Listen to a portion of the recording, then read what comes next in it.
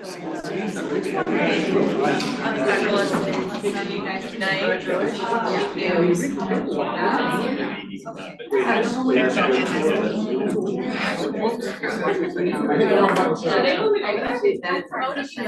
then I hit attendee instead. I'm sorry.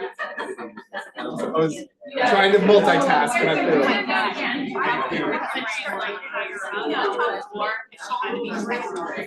Because supposedly I didn't know this, like regulations, anytime a hospital opens a new building, in order to have like any sort of bad access to the building, you have to be working. So like all the fire safety stuff, so they like walked us through it right on like our medical grades for cardiac. Where's our code card? Where's and they're like, these are the fire extinguishers. These are the fire extinguishers. We're doing real high level. Yeah. Said the rooms are completely. It's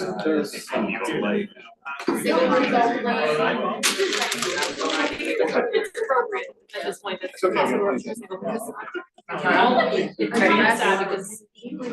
Med's always on schedule. Yeah, Actually gained but it is eye opening, right? the new building because all the beds, all like the units that are stretching out, all the old units are going double occupancy rooms to save couple things. So it should still have the opportunity if there were an issue, but yeah, we were laughing because the ICU beds were, it's not accredited. Like 45-inch TVs. Yeah, but yeah, that's pretty beautiful, massive. I sent you like Yeah. Yeah. You have something to say. I said, well, I'll go to school. I use the square footage. Participate in the process. Square footage of condition.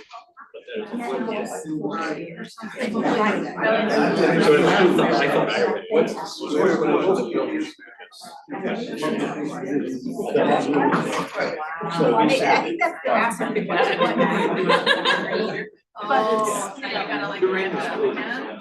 Are you starting? I don't. You're not. You can't boycott. Just one of the smallest people we got. Right. Yeah. I tried to get it. You're in. We're from New Jersey. We're in. You're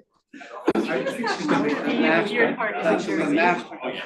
I mean, I don't know. Yeah, it's like facility issues, you don't realize. That is not mine. I don't know whose that is. It was there, so it is in there. All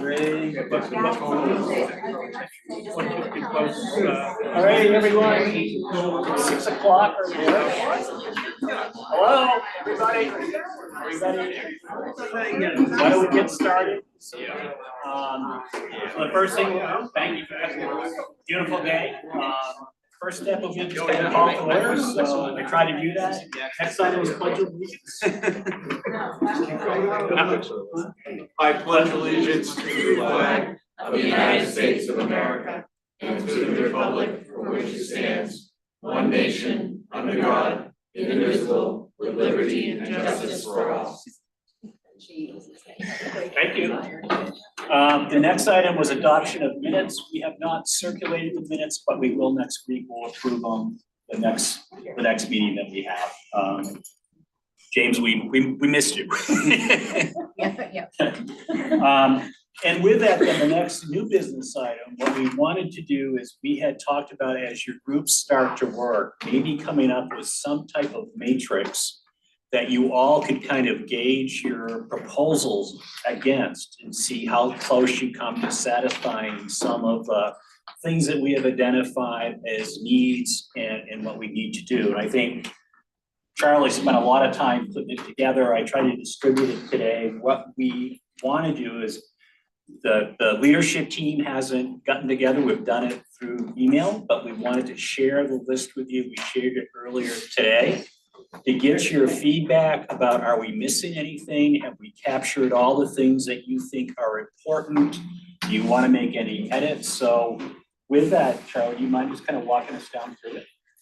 Yeah, so I think I'll start with assumptions and then we can look at the evaluation metrics. So we, again, the leadership team hasn't had a chance to really get together and go through this. This isn't fully vetted. Welcome any input. There's no pride in authorship here, so anything, anything goes at this point. These were the things that I knew we had kind of agreed to as assumptions, so that's very small. Let's see if I can make it bigger for you guys. So projected enrollment will follow this chart, which was what we agreed to. Yes, ma'am? We might want to add the full chart just because I know that there's some groups that are doing like grade 2 to 3 or like a different grouping than what the breakouts are right now. Okay, so I'll amend that to what I'll capture that other part of it, because I think you had 2 slides there, right? Or there was 2. I only took a chunk of your chart. Yeah, it looks like you just took the summaries. We might just want to include the part that has every individual grade in case any other groups are working on a grouping that's different than today's grade groupings.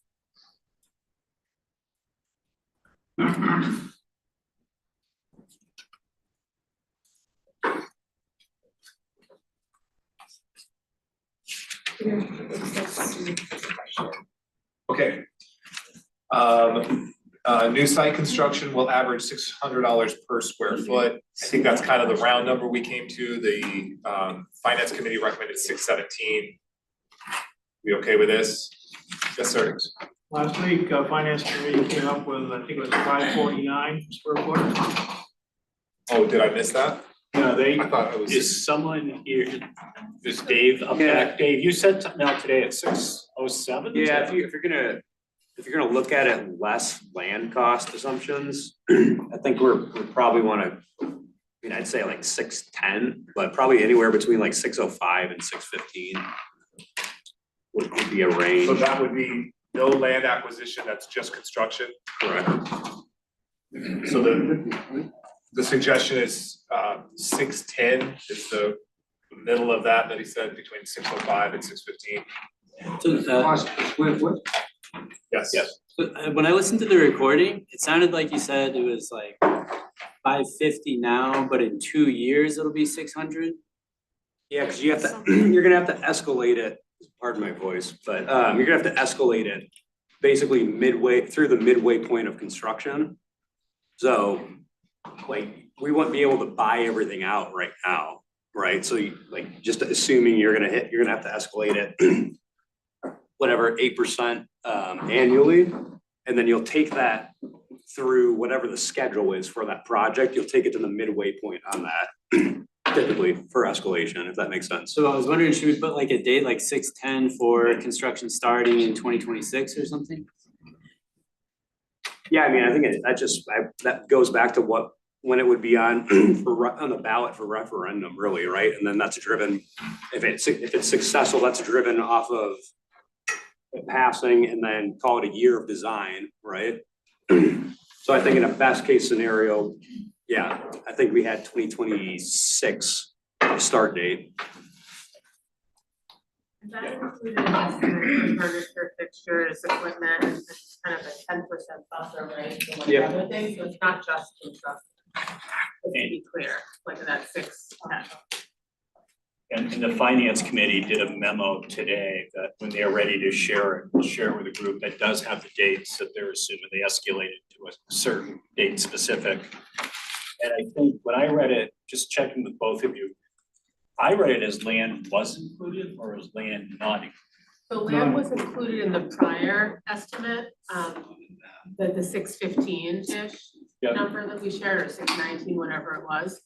Today, what I shared excluded land, since we really should be looking at that separately, kind of just based on whatever, the market cost is and whatever acreage is needed to support the various scenarios. So without land, it's the That's the 610. 610-ish, yeah. Okay. That's if you're gonna be buying land, right? Yes, that's why we excluded it, because not all scenarios require land to be purchased. That's So, just, so there's a lower price. Correct, yeah. so to answer your question then, it sounds like 610 is the. Yeah, so what I did is I wrote in an assumption that construction won't start until 2026, and new site construction will average $610 per square foot in 2026.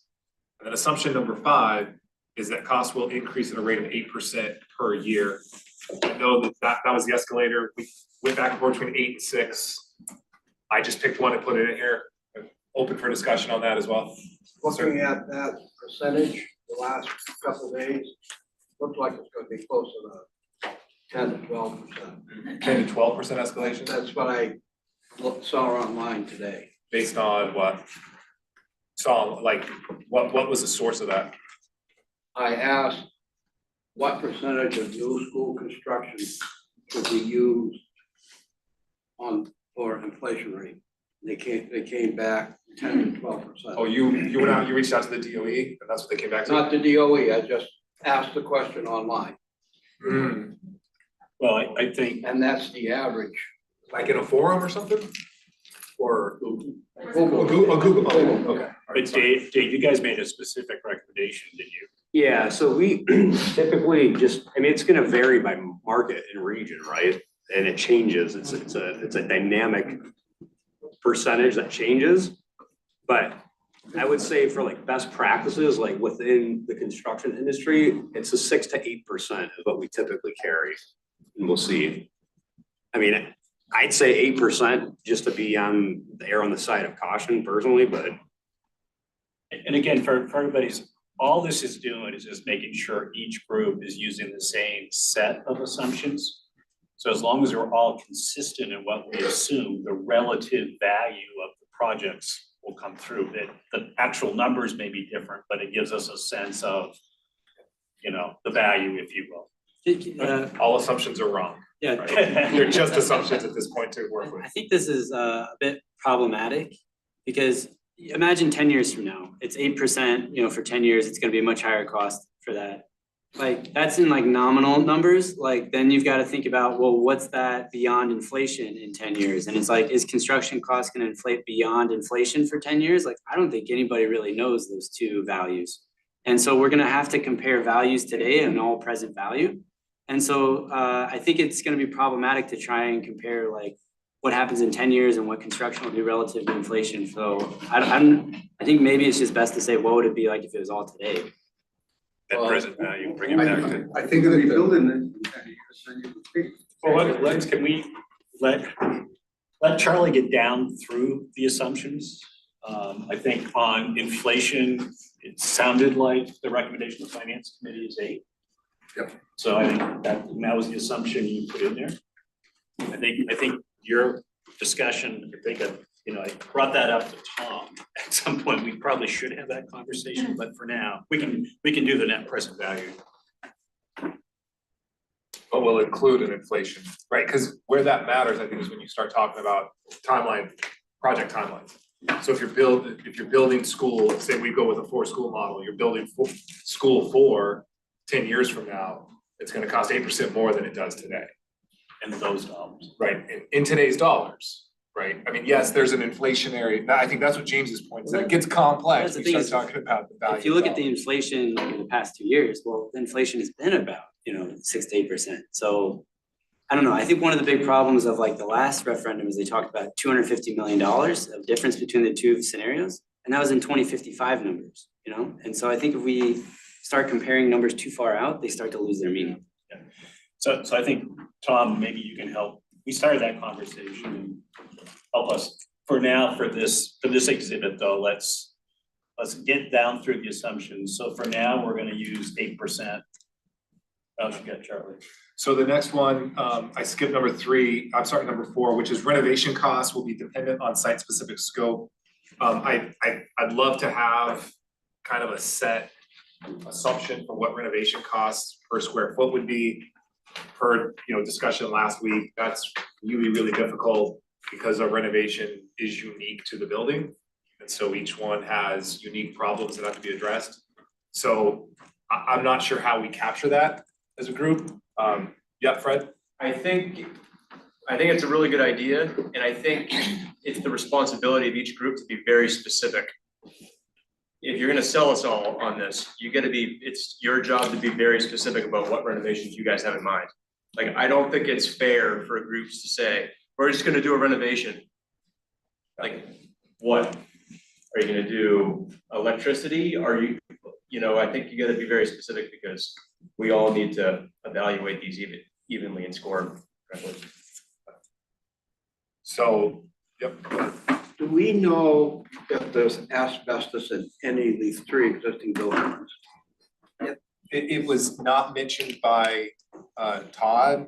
I didn't hear any school officials mention asbestos. I can follow up on that to be sure. My concern Given the is timeline, the back, time of when they were made. back in the yeah. 50s with sheetrock, there was Lead-based asbestos paint, in all the, that, yeah. and the same with the floor tops. We got asbestos. How are we ever gonna come up with an estimate of renovation? Well, if you expose it, you have to. I talked to Todd about that specifically through emails, about what type of hazards could still be inside that building if we renovated them. And he said when the renovations in '93, everything was removed that was considered a hazard in '93, so that would have included asbestos. From all 3 Did everybody hear buildings? that? Was that from all 3 buildings or just one? They did all 3 buildings right around the same time. Okay. Thank you, that's good. Thank you. I saw a couple hands, yep. I would say, Really? my thought on the renovation costs, because they are dependent on like what specific renovations you're gonna do. Maybe for the costing exercise and to keep this process moving forward, each group just lists out specific recommendations, renovations that they would propose having. And as we work through this, we can try to apply costs to them later, but at least capture what those renovations would be. So if you are proposing some form of new construction, use the 610 value per square foot that we're agreeing on for whatever solution each group has, if it includes a new build. But have your separately, just a tracking list of, we're gonna renovate this gymnasium, or we're gonna renovate all the bathrooms or something like that, to at least quantify it, at least verbally, and then we can try to assess costs to it later. Or at least visually see, there's a whole laundry list of renovation items here that's going to be more expensive. Just say to the potential asbestos conversation too, that cost would typically be carried by the owner, AKA the school district, so that would be in their soft costs, assuming that would be if there was anything found. Hence, like, you know, we had the 30% contingency of markups, right? Hypothetically, that would cover any abatement if, you know, in a best case scenario. Yep.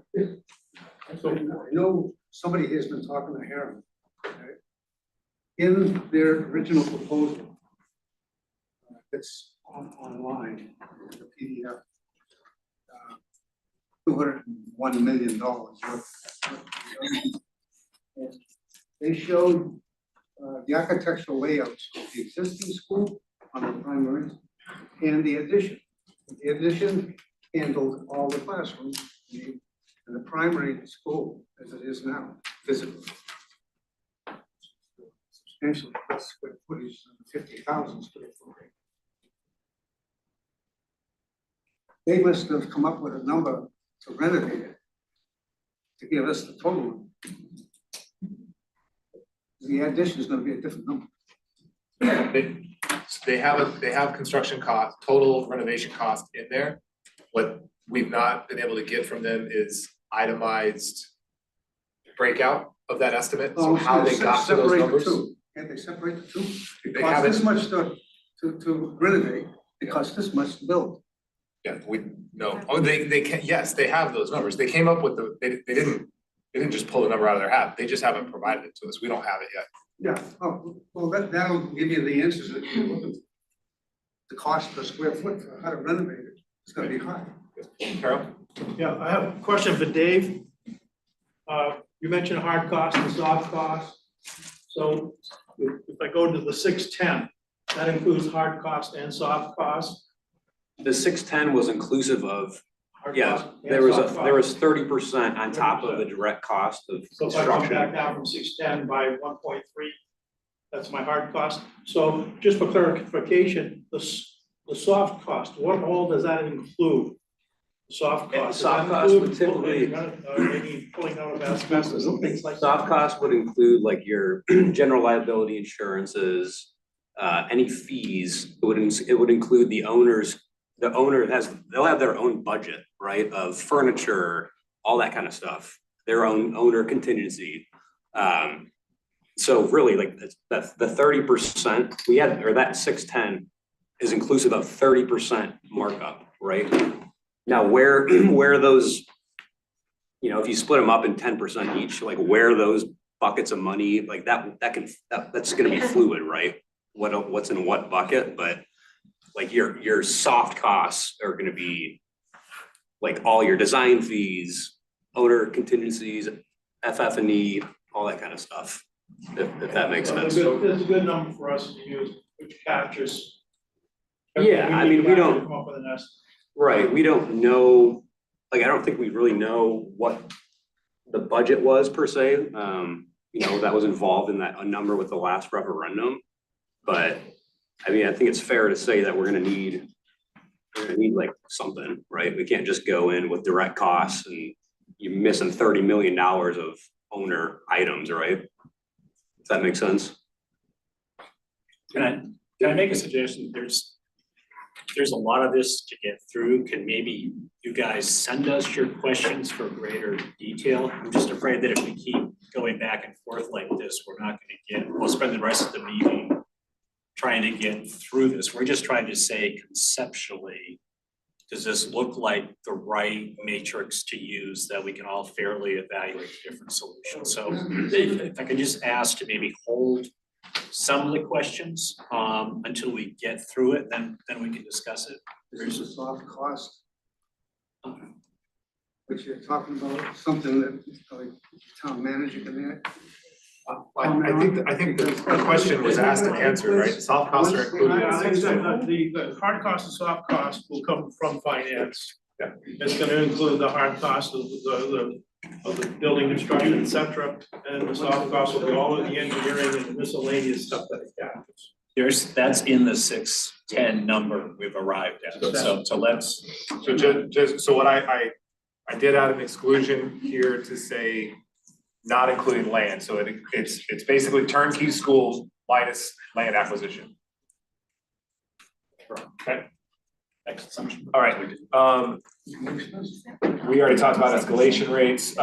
K through 2 school building must provide 140 square foot per student. That was per DOE recommendation. I know there was discussion from the infrastructure team about targeting 150 for K through 2. The minimum DOE requirement is 140. Look, Carol, he beat you by just a split second. If I remember correctly, with smaller schools, don't you need to actually increase the square footage? It's not all universal, so the smaller the school, the more square footage per student. I thought there was some discussion on that, like that popped up. I see that right there, but for some reason that just ringing in my head of the smaller the school, because you have to account for other space. Yes, you are definitely correct about that, because a smaller school is less efficient, right? Because you have, you know, like the gym space and the cafeteria spaces for fewer students, the hallway space, the auxiliary spaces. So the larger the school, you should have less square feet than a smaller school. That's what that shows.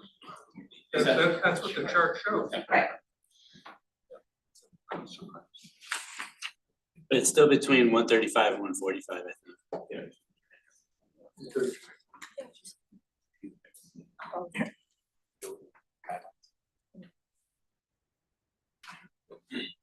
So sorry, there's a document that the DOE has that is their new school construction guidelines. And I think it addresses that. But I haven't, it's in an email. I was trying to find if we could pull it up really quick and look, but that'll send us down a rabbit hole. So Yeah. I asked them to just kind of look. Yeah, the guidelines are online. Well, you've got them in your hand, yep. And I can give that to you after. I've got it in soft copy. I just don't have it. Yeah. 345 is the same as K-2, right, at 140? Yeah, elementary. Right. Elementary is K through 5. So we're good with 140? Well, good, just could we follow the state guidelines? It's relevant, it's something that we can always go back to. As an example, there's a a number for elementary school, middle school, and high school.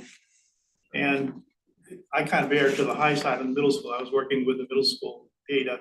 So I was using 165, but possibly we look at each school, the elementary, the middle, and then probably decide whether we err on the high side or midway or whatever. One's 140 and one's 160. Yeah, so I think in that, when I reviewed that document in your hand, this is the chart from that. And the 140 and the 160 are the minimums. That's why I had brain farted and typed in 170, 150 and 170, because that's the actual median range. But the minimum standard is 140, 160. So I personally, I'm with you, Carol. I think we kind of should lean towards the middle, maybe aim for the higher end of that, but understand that with that comes cost. 140 and 160 are the median, and they're not minimums. They're just the recommendation. I look at the red line. Yeah, it's the It's red right in the line. middle. It's 140 and 160. Okay. Good with 140, 160? Put that one to bed. So that's 6 and 7. The utility costs, if we start talking about operating costs, as a model, what Harriman did was use the Wentworth actuals to base that energy costs off of. So as we start looking at operating costs down into the future, I don't know that we'll get into that level of detail, but if we need to, that would be, I think, the model we'd use. Is there gonna be a yearly operating costs reflected?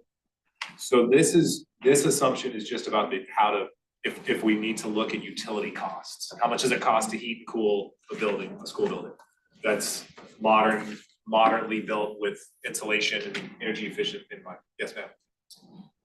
But would that work for the elementary schools that use a different energy system? Because they're not updated like Wentworth. Well, reasonably, Great point. you could use like this year's.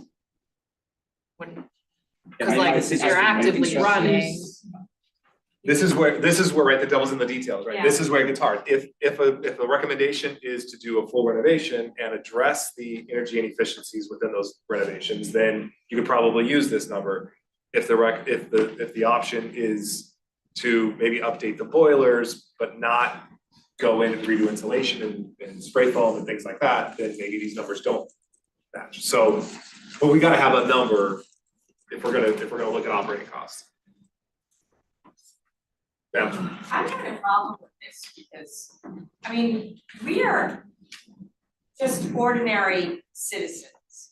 And for us to actually try to estimate the utility costs or say the renovation, is it gonna be spray foam, is it high density, low density, and so on and so on. Like, I'm not doing that. That's insane. My idea was that we were going to kind of have a conceptual idea and rough out the costs. Would it work?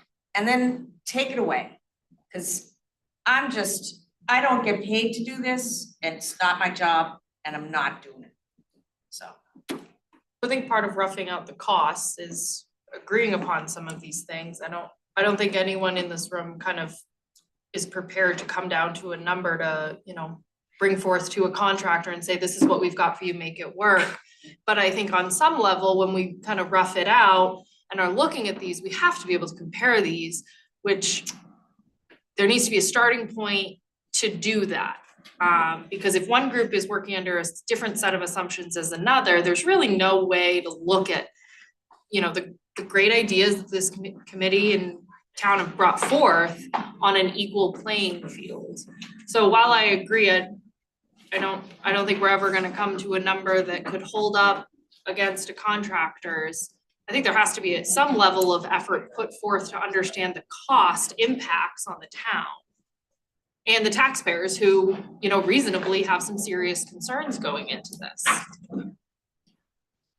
But isn't that why people who are actually qualified to do this work should be doing that work, as opposed to lay people who have some good math skills? And I know that some of the people here have a lot of expertise, but trying to actually compare these as apples to apples concepts with these, working groups seems extremely challenging. I would imagine a lot of errors will be made, and that it's gonna be really hard to actually assess these properly. As a lay. Can I make a suggestion?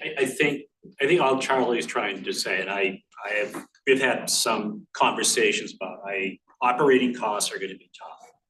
I think all he's trying to set the stage is if we are gonna do operating costs, these would be some assumptions that we all could agree on would be woven into the fabric. But I think these are all great points. My understanding phase two, when we bring the expertise from outside in, they'll do a better job being able to tease these things out. But at this point, all we're trying to do, and your feedback's great. We came up, Charlie and the leadership team hasn't reviewed all of this. We're just trying to come up with a sheet that we all can use to kind of compare projects. We just want to make sure conceptually we have the right sort of buckets. At this point, we're just working on the assumptions and we're going to get to the checklist. But we're going to take your feedback and try to incorporate that into the next version of this, and we got to do it quickly. So, I think that if we can kind of get through this first list of 10, or if we have some additions, we can always add to this as we go through and we start to realize like, okay, hey, there's something else that we all need to agree and work off the same number. We can always add an assumption in here later. So, one alternative, instead of saying 27% additional cost for energy, for a renovated school versus a new construction building, you could just have plus minus, or use your 1, 2, 3, 4. Is this, if it's a small renovation, or if it's a small building, it's not being renovated, you assign one value. If it's a big building, it's brand new. I think you can have some gross categories that intelligent lay people can say, yeah, that's going to cost more to operate, and that's going to cost less. yeah, do some conceptual sort of categorization of them. Yeah, that's a great idea.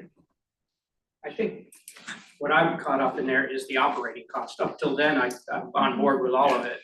And maybe we try to look at it, are the operating costs going to move the needle on one suggestion or proposal versus another? Because they're all gonna have utility costs, but compared to the construction cost and the land acquisition cost and all that, is it that much of a contributing factor in deciding which is the proposal we want to put forward? So I think at the first swing at it, Well, this is just Charlie Peters talking, I'm not representing anyone else. I think that the energy efficiency number is probably not as relevant, but I think overall operating costs, because when you start talking about 4 staffs versus 1 staff, right? Even if that 1 staff needs to be larger, they are different numbers. And so when you look at long-term implications, right, for the taxpayers, I think those are 2, right? Because your budget, your annual school budget is going to be different depending on what solution we come up with. So I do think there's some long-term implications to it. Definitely. Yeah, I'd like to piggyback on your comment. I think that's a good road to go down from the standpoint of, we have a concept, and I'll only use our concept as an example, that where we add on to the middle school, take K2 out of the neighborhood schools, go to Wentworth, refurbish the neighborhood schools. So we have an addition for middle school. We have a suggestion of K2 going to Wentworth. So we have a concept. And so we have a concept, you have a concept, Susan has a concept. And I think those concepts need to be looked at. And then what looks like the best concept, and if utilities makes a difference on any one of them, we look at it at that time. But I don't think we're ready to go that deep yet. I think we just need to get 3 concepts, get the leadership to say, oh, this one looks really good, or we can take a piece from this one and go into this one. And now the little bit that I know about Sue's, there's probably some parallel work going on there where we could use both concepts to make one. So, and then dig deeper down to utilities and stuff way down the road. We're not ready for that yet. Well, and you could list the implications like staffing. So you could say, our concept is gonna require an additional principal and custodial staff. And so you could list those as factors in the decision without necessarily having to get to a hard cost. Whoever said it's the 30,000-mile view about the big differentiators between. So I think let us take that and work through that. For now, you know, you got through the assumptions. So now it's just kind of the actual checklist of things to review. Okay. Peter, before we go into that, I got a question.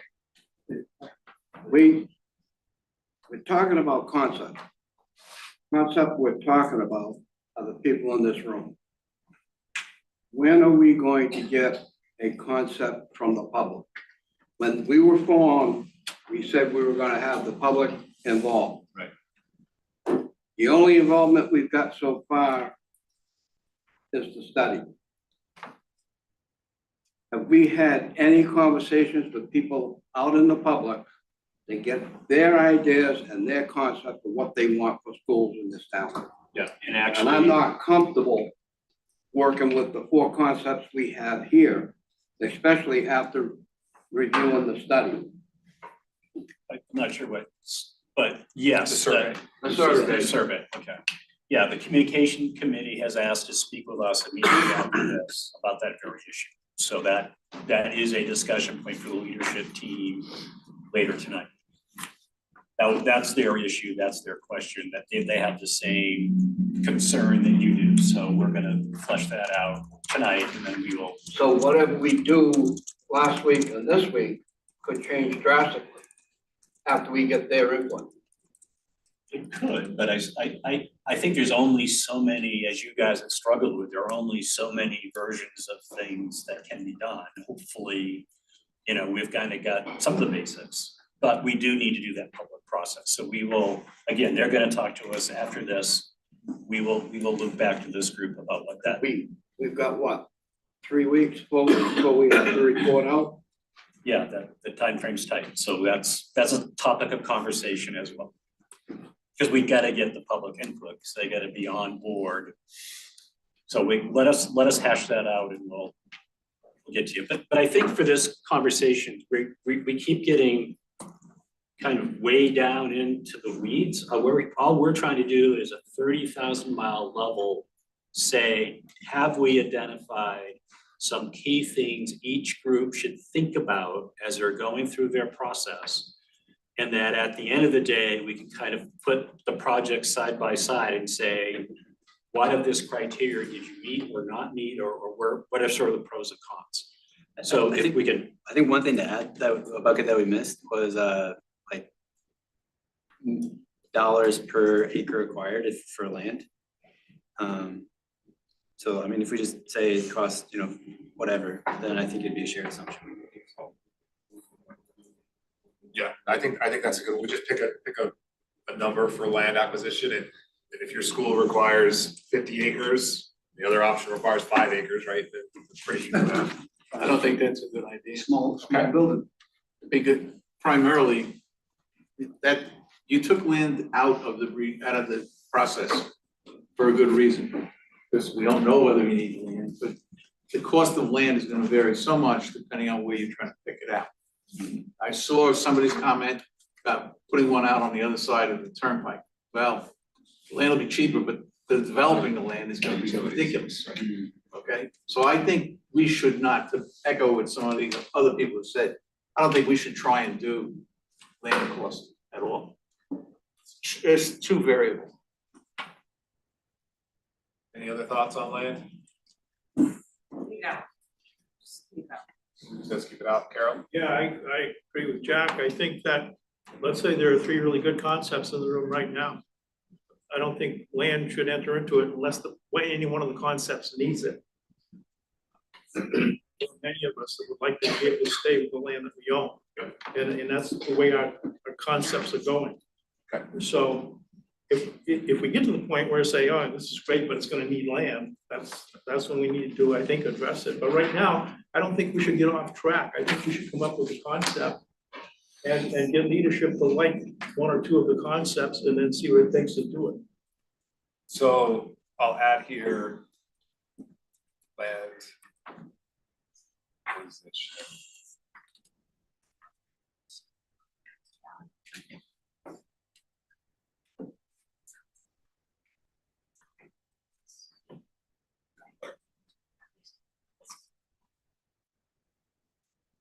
Okay. Okay. So, yes, ma'am. I know it sounds like it's frustrating that we're not getting through the matrix and following the schedule that you have, but apparently the group needs time to read it, hear it, and have questions, so we may not be on the schedule. But it sounds like the group really needs to be asking these questions, so I feel like sometimes we just need to step back and let people process what they're being shown, because it's really our first time seeing it. Now, I didn't read this before we came. So I know we can get in the weeds, but that's where our heads are right now. So sometimes we need that. So we might need a balance, you know? Yeah. So this is the easiest matrix you've ever put together, right? There's no multivariable weighted averages or any of those things. I kept it as simple as possible. So essentially in the first section, that is whatever that orange is, you would score each element 1 through 4. 1 being it doesn't address a deficiency that was noted by the schools. It addressed below the benchmark standard, it adequately addressed it, or it addressed it beyond the benchmark standards. So it's a simple 1 through 4, you get the total at the end. And then for the project elements, this is things like cost, time, stuff like that. Then I asked that we rank each one against each other. So just sort of where you think that is the best cost, it's the lowest cost option, so that would get a 4, other ones would get a 1, and then you go down. So trying to keep it just as simple as possible. So that's the math involved, the elements that, again, first draft, and James has already provided some feedback on some of these items, so please speak up. So I broke them up into programming needs, space allocation needs, and then safety and security. This is a mix of some input from Diane and the school board, from that document that Carol has from the DOE, and then what the benchmarking subcommittee put together. So separate gym and cafeteria, separate art and music spaces with storage, special services at each schools to include classrooms, timeout space, speech, occupational therapy, physical therapy, social work, councils, gifted, talented programs. Adequate outdoor play space as defined by the DOE. I put pre-K in there. I know that's been something we've gone back and forth on. I think if we could take it out, but I thought it would, if somebody's concept happened to include it, I think that's what we agreed to before, is if you happen to have a solution for pre-K, cool, you get a bonus point. So I left it in there. We can take it out if you want. And then appropriately sized library. Yeah. I don't know if it's too in the weeds, but I'm wondering if we want to add in here what the DOE requirements are. So like, for example, appropriate size library, it's going to be pretty arbitrary scoring these against each other if we don't include what the actual recommendation is. Yeah, so that actually was something that James called out. What I need to do in the assumptions, and then anywhere that we're going to put those kind of hard numbers, is what's our source of that. So I've got some homework to do to go figure out what is considered appropriately sized libraries for the size of schools we're looking at. So I'll get those references together. And related to that, you have 1 through 4. I like the needs. I like the concept. If they're addressed beyond the benchmark standard, is that necessarily good? I mean, given the history of projects and the ill will that's still felt towards the Taj Mahal, because it has nicer trim that might stand the test of time, but people thought it was too much going in. Is having more bathrooms than the standard requires advantageous? It's going to involve cost. I'm not passing judgment, but I'm not sure that is a plus. So I'm not sure that warrants a 4 when it might cause state funding issues down the road or whatever, so. I'm just wondering, will the concepts actually be at this level of detail to be able to sort of opine on whether there's a separate gym and cafeteria? Are people actually like mocking up designs of the actual space? Like, I'm just kind of trying to understand like whether we'll even be able to score this. I would hope so, right? I mean, we spent 6 weeks doing baselining to sort of learn what the school's deficiencies were. I think we owe it to them to see if our concepts even address those deficiencies. But that's just me. I don't know, I kind of agree with Vanessa, like, I don't think Susan's gonna be like mapping out how many bathrooms there are and like that type of thing. I think you can say there's 140 square feet for a K through 2, and like, it's up to the design people to figure that out. That's kind of where I was sort of meaning too.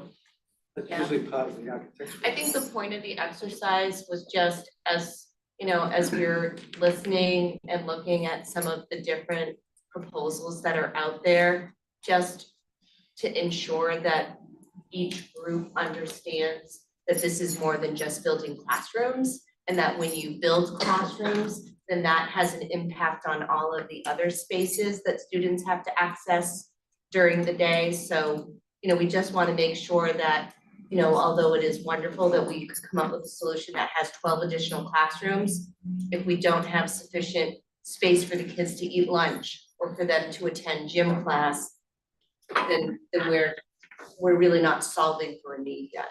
It's the problem that the modulus has caused. I like your form, and I can't wait until we can break into groups and get to it. Okay, that's the first thing. The other thing is, after we do all of this, keying on what Diane just said, we interviewed the 4 principals. Shouldn't we have them come in after we come up with all this stuff? Because if we're gonna start having trade-offs, we lose the support of the principals, then we're going the wrong way. And I think the principal is gonna stress exactly what Diane just said. I'm trying to remember which school it was, but there was 1 bathroom for teachers. There was either the 8 Point school or the middle school. And it was a single, 8 Corners, right? I'm sorry, 8 Points. You know. So anyway, that school. I saw it was 1 teacher's bathroom. I actually opened the door. There was a pot and a sink. And that was it. And that hardly is more than a closet. And how many teachers do we have in that school? Probably 40. Yeah, way to go. Talk about lines in traffic on Oak Hill. Gotta be a line at that bathroom. So I think it's important that we do look at these other rooms, the gym, the cafeteria, and everything else. And I think the weight on those is gonna be very, very heavy. I don't think you have to, I agree with you, first off. And I don't think that the ask is that we come up with architectural designs that counts bathrooms and everything else. I think conceptually, you know, if we're talking about, you know, if one concept is to, you know, forego certain renovation aspects to do, you know, something else, I think that should be captured, right? Noted that I think, but conceptually, if you're going, hey, we're gonna make sure that in our expansion, it will include, you know, an additional staff bathroom or 3 additional staff bathrooms and things like that, right? Like, I think it's just conceptual. I don't think it's hard to answer the question whether or not you're, and some of the stuff, like, right, like bathrooms, maybe we don't, doesn't need to be in here, but I think that more than just 160 feet per student is important. I agree, and I think that the design will take care of that. But my concern is that, I'll use the first one, separate gym and cafeteria. If that doesn't score high on every solution, we're probably going the wrong way. And I think the principals and or teachers, we've got 2 education people right here, okay? They should have something to say about that. And I think that's very, very important, because when we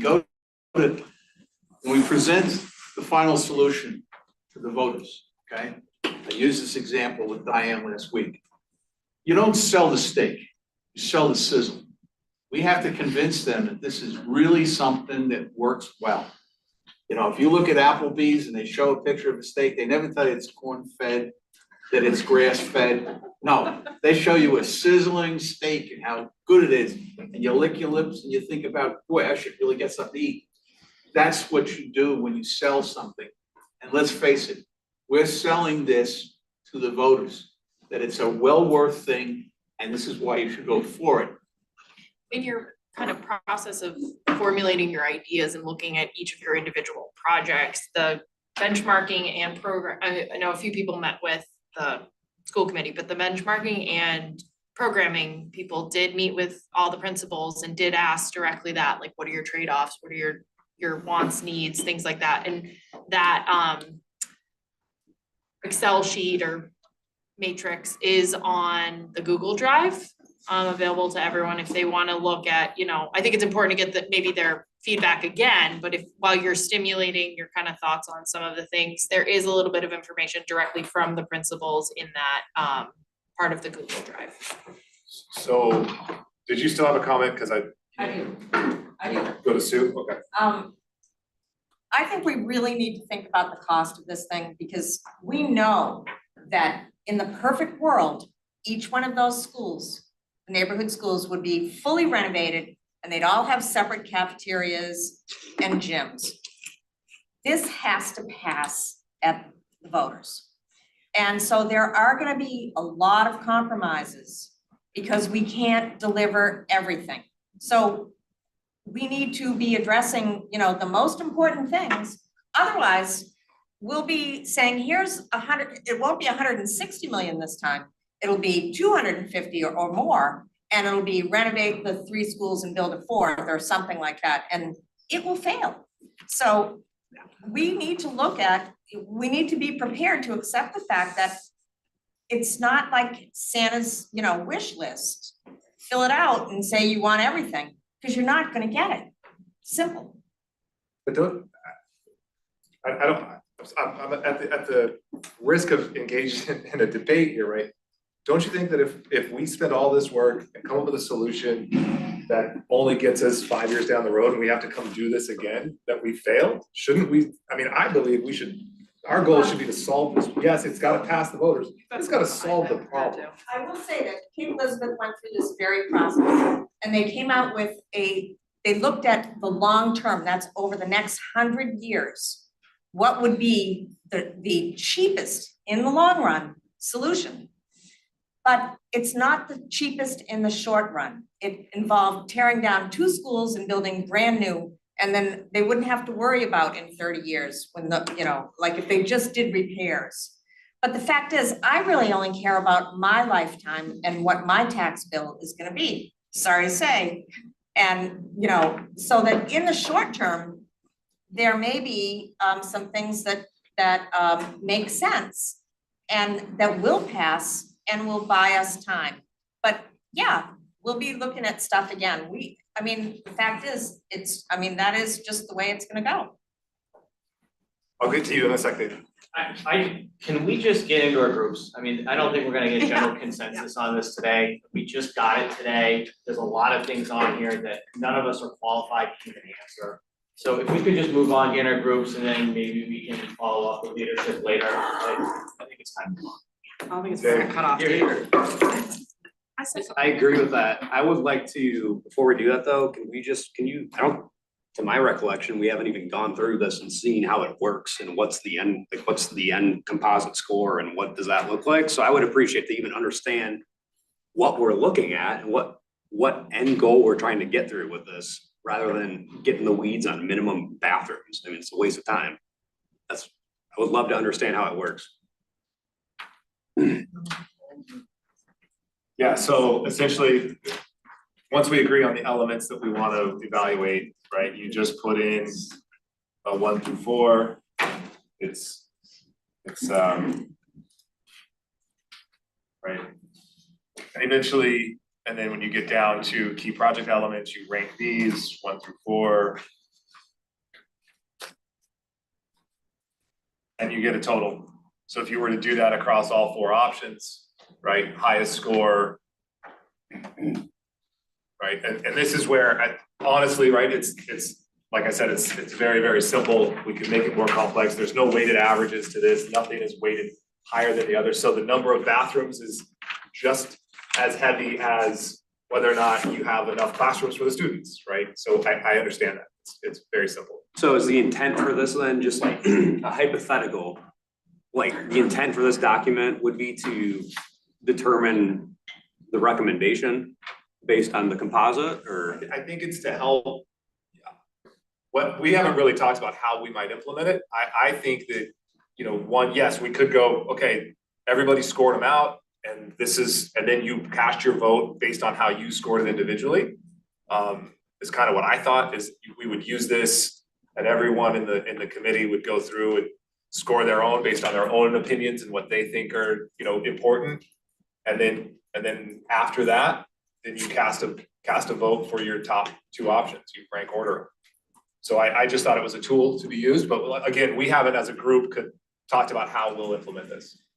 But we just recognized that we needed something. Are we gonna be sending you the copy of the spreadsheet? I think you have a copy of it already. Yep. No. I'm asking you, after we fill it out, we send it to you. I hand it to you. Well, I think we've got to talk. I don't know yet. We haven't decided on that, so that was sort of just kind of kicking the tires on it, so. I don't know how complex this gets, but it would seem insane not to have weighted average, like something be more important than something else, which holds the whole Pandora's box, but. Yeah, and it's not hard to do it in the spreadsheet. It's pretty simple. What's hard is to get this group to agree on the weights, right? That's what. Again, I think. We could spend a month on that. Dave, I think to answer your question, our intent really was just to make sure I think Ann just so eloquently stated it. Make sure the groups are all thinking about the things that are identified. I think Sue's made a very good point, and Tom and I have had some back and forth. If we really accept the survey, that 70% of taxpayers only want their tax bill to move $200 to $400. We can solve for a project number that will likely pass or not pass. So I do think groups are gonna have to think about that construct too. What will pass and what can we get the biggest bang for the dollar? So I think that's something we all will need to kind of work through. So I think with that, I think the suggestion was to get into the work groups. We'll work this a little bit more. We just wanted to we had said we were gonna share this with you. We wanted to kind of just what we want to make sure is we haven't missed anything that should be part of sort of your group's conversations. And I think we've kind of done that. We've got some takeaways. So I think with that, unless you have anything else, Charlie. Well, I would just say as we close this out, and I don't want to get ahead of you, Peter, but maybe what we'll do is if you have comments, additions, you think we shouldn't be considering this or you know, this element, or we forgot to include an element, just send us an email. And what we'll do is work over the next week to try to finalize something to bring to you guys for adoption. Okay, yes, sounds good. All right. So I guess with that, maybe break into groups to about 7:40, 7:45. And break. Yes, yep. Whatever.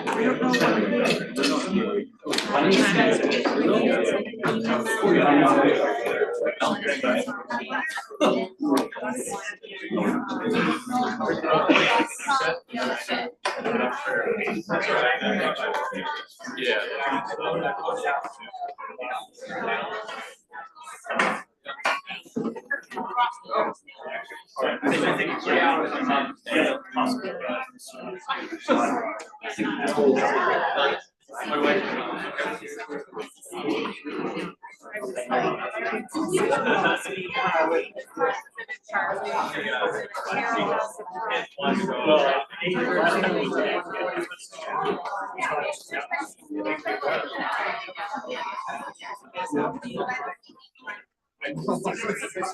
I was trying to cite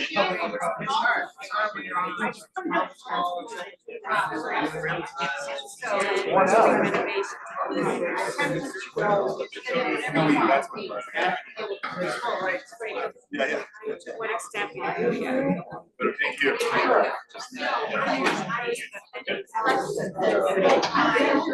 Just trying to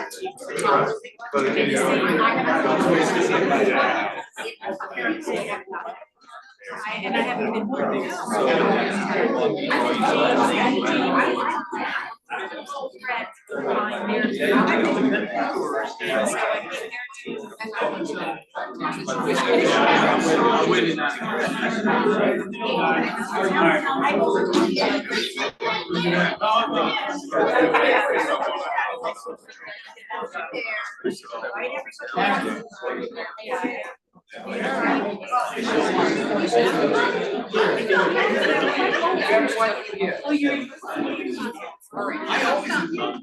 had to ask about my yeah, we were talking about split trials. I started to get that stay there. I used it. Then I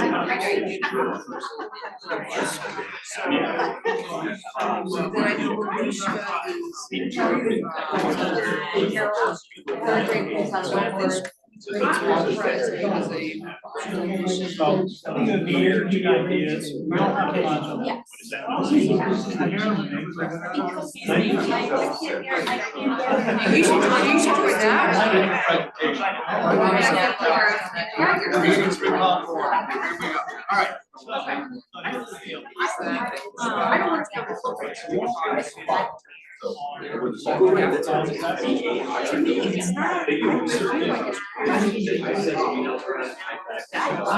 just like rather than use this to narrow down to one or two ideas.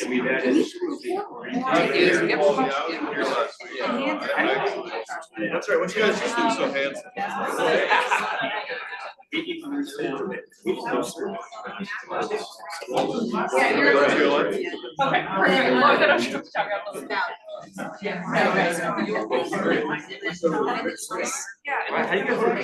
we've got one place that we added another. Come on. I mean, I know you have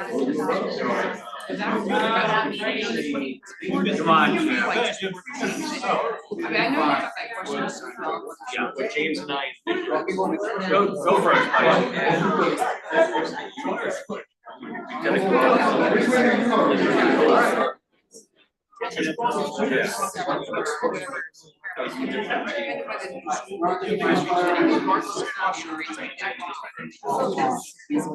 $53% said.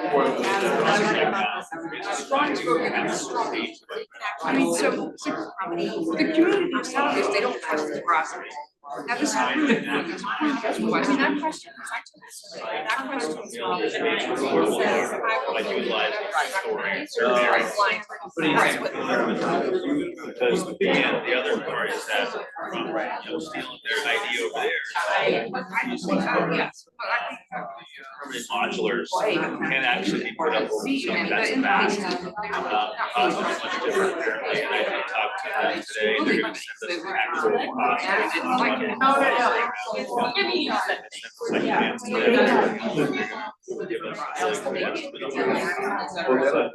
Just trying to solve for cafeteria, classroom space that's needed in those. I was actually thinking breaking it down, I was thinking 153 cares within the course of the month, and then adding a full. I guess I do. Renovating, replacing the portables, permanent mods, trying to get all the square footage needed, and then add the four schools. That's why I think it's. Big dead end on the four schools. So, look at the Triumph company and, yeah, I mean, there's some places that don't look great, but then you see like the Harvard Innovation Lab and things that they did, it's really nice. They can build, yeah, I did have a conversation before I brought that in here, talked to them a couple times, two different people, I talked to their sales rep and then their construction analyst. And it really depends on what you want to spend, but their goal is for those two-story ones that look really nice, to match, whatever the brick siding, steel frame, whatever. Well, that's, if we had to trade off, we need to get rid of the money, it's just about. But if you want to look like it's in front of the school, you can make it. So shingles or. like we can add that as like consideration, because we're, Carl and I, we're not gonna get into the material for that space or layouts of the other. Phase two to look at more modular, potentially even adding a side or being around so you guys can see. So what's been proposed is I've got open email that's got sent. I think I like that. Science labs. You wanna help me understand some of the You've done this before. So, good. So- This is the So, agenda. organized kind of, Focus groups. And then, so Blue Point is an interesting one because it's got the most acreage, it's got like 12 acres or something crazy. So that one could be a single school. Because they're out of town. Yeah, sure. So you've got, this is the cost of the addition there, and this is the cost of the renovation for the school. Of course, those are $600 square foot. For the addition. Correct. Right now, I'm just saying based on what the 2022 layout of the schools which I have, they show you where everything is in each row at that time. And then workspaces, the way that I have before looked at is basically 36,000 square feet. Let me 100,000 square feet just for the Points for placing an awesome portable with that off. It's not a permanent portable, it's a Modular with like a So you permanent. can do stick built offsite, bring it on assembly, or you can do steel frame offsite, bring it on assembly. The advantage is you don't disrupt the kids in the school year. For the addition versus construction, 24 months now. Do it. Improvement over the existing. Why go through the trouble? Because it's gonna be a permanent structure that will last just as long as any other school. Like, Are better.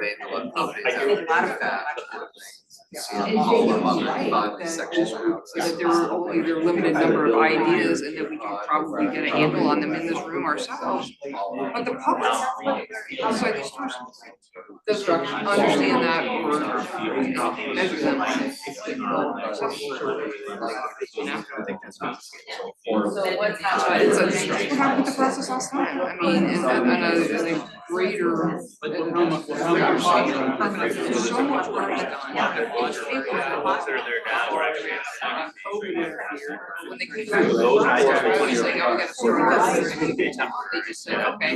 What was the plan we like to see? Permanent modular. I'm having.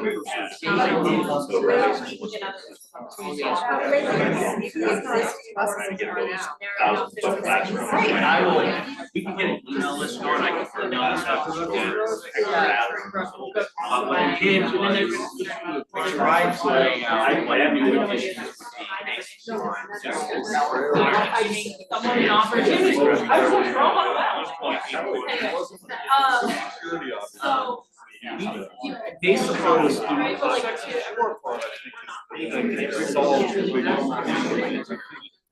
Many times looking around, those trailers are just bad PR, because they're actually nicer classrooms in many respects than the ones that, they just have a foot and a half over wheels. They're wide and they're more modern than a lot of the ones that are. They're conditioned space, fully conditioned space. Exactly, So we know that there's no storage, not enough storage, we know that there are not enough restrooms.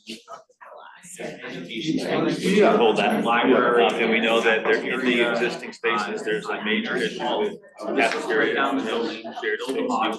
Totally. And using in our shared space, so that's all, that's all. And I'm not hell bent for this idea, I was just trying to. I'm just being devil advocate. That's good. Because I'm afraid we would go through the big effort to take out modulars, but then obviously still feel choose. Maybe we should go and switch back and still. It's like, why do we go to the, I actually takes the roundabout. Right, that's what it is. I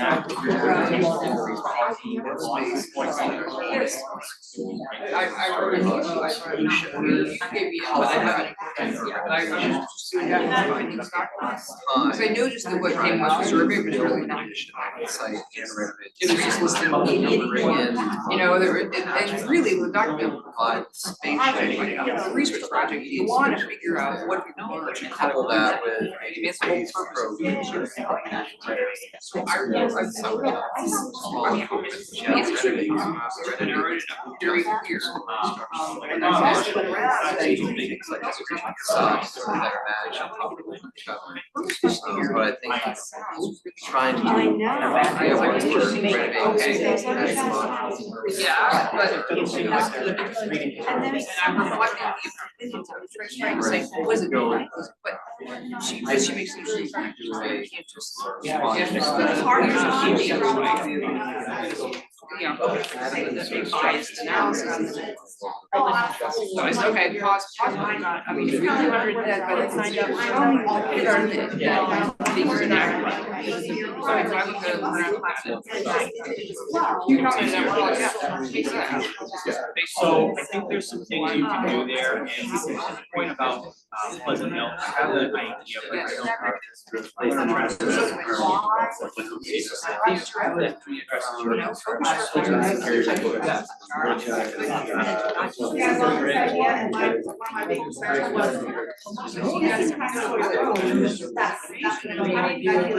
about where you think they're discount students are better. I thought, wow, okay. it's easy, I know it's not like an option, but it would. So option B are the primaries. It's not completely, so we're renovate the same capacity. So this is, yeah, I don't actually. So I don't know why. Usually like, I have no idea, like, do they do like a set of specs? You get some stuff. You know what's the, so I've never really, I'm probably where it came from now. Because I was like, it's a terrible idea when they first brought it up. I was like, I don't think it's a terrible idea. No, that's where I went, I said, this is a terrible idea. How fast launch works. No, it's quicker, so I started investigating. That's where I think that's what I'm trying to figure out. What it was. Talk about the launch.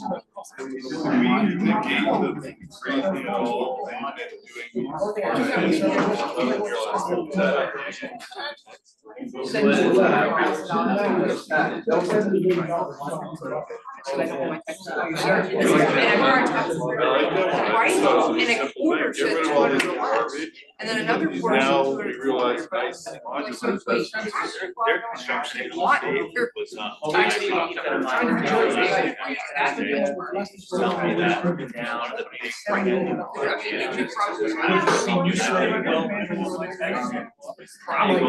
Will the yuppies say, well, I don't care? Probably. You gotta look at it from a different perspective. I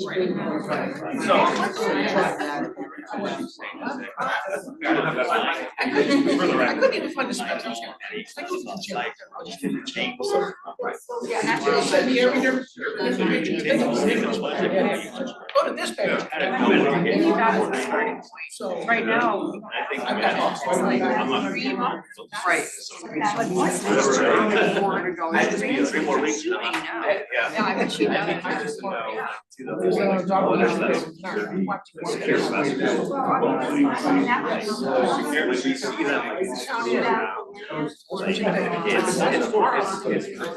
like specific glazing that has to sit in its wire. So my question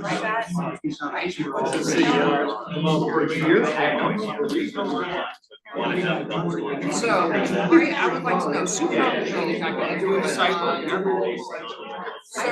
So here are numbers, so 20% is that was 40. Yes, this year, yes. I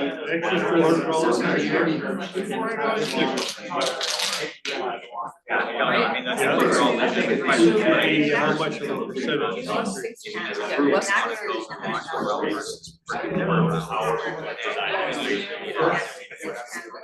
Whether it's all bricks and mortar.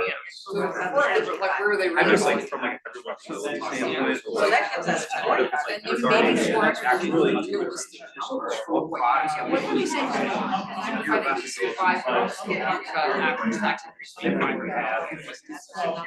I think that's kind of what I think, is I was.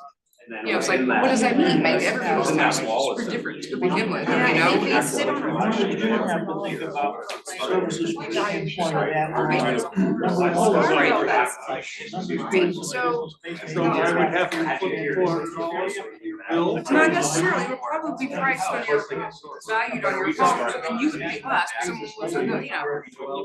But so they're just trying to find this number that's just really hard. Yeah, I think you might, renovation, you might need to add another layer.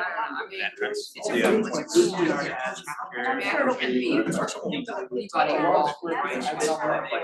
the public taxes.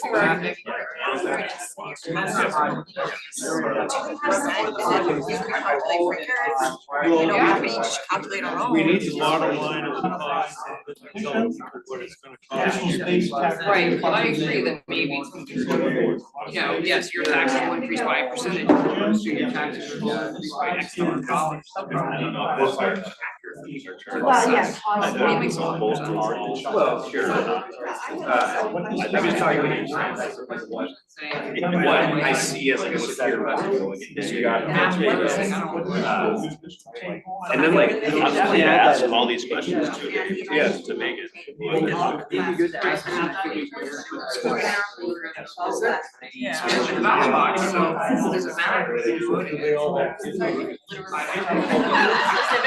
I saw it, Brady took it all.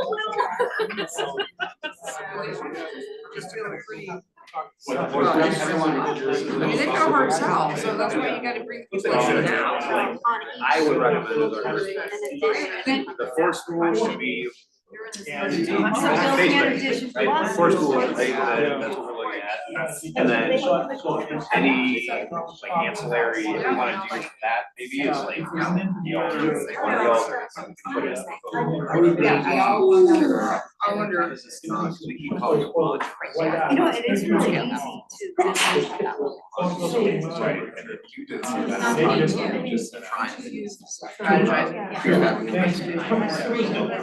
Just they're all going.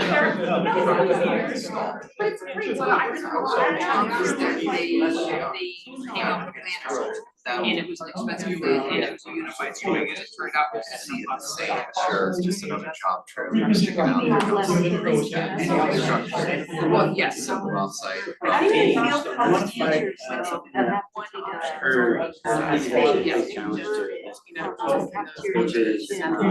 And that's what I said, I guess. This concept. I'm like, I would be a teacher that would be very discouraged.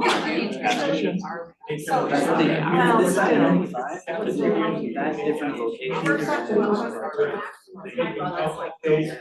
Even when I pitched it, kids on the other side. Where Well, I think they understand that that's part of the reason, and that's the reason they have essentially been doing this now. So they understand. That's why they made it such. So they get that. Yeah, because we make this as a committee, we have people outside the committee. So it's kind of neat to figure out. Because they want to. You know, it's actually. Honestly, I came from Colorado, right? They need to prioritize things. I mean, there was only one number, it wasn't broken out, but I don't remember what the breakdown. I don't think. I mean, they were like, they were consolidated schools, like, you know, districts, typically, but. So not like mega schools. I'd have to look. Probably a place of plus one. Yeah. You know, fire sprinkler pressure. Yeah. Just when you hear that's like a big deal in the water. Sure. Oh, really? But I'm sure there are towns that don't have state schools. I mean, I think you could express that idea. really Fight new over school. and all that. Like, I just know. Smart Text In my past life. and there's another one Shoot too. up there, maybe it's different for some reason, but I'd be curious, I don't. I would be. But I don't, that's where I'll. Yeah. And tell me how much of a deal breaker is it to put water and sewer out on? I mean, that's where it's gonna be. So who's the one that told us what it was? Like what they're saying about, like what they're saying about the project. Well, they're negatively saying, school could do, you're gonna do it anyway in town. You're gonna spend the money anyway, so why talk about it, why do anything? So. That's not a great message. I love that with cycling, the smart tax. Let's call it Smart Text. Okay, yeah, that one I know.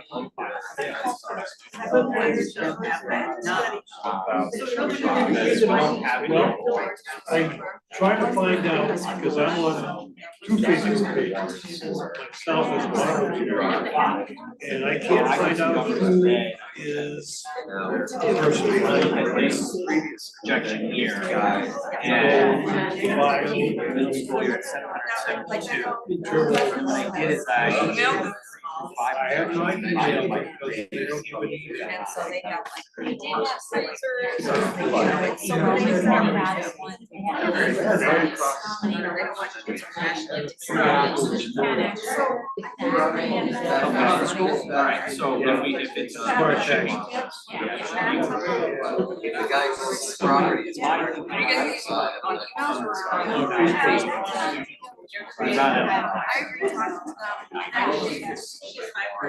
Be careful what they say, because they already said the negative We five. have to just be like, what number you want to use. We say, oh, we're like, kids, yeah. It's the same thing with the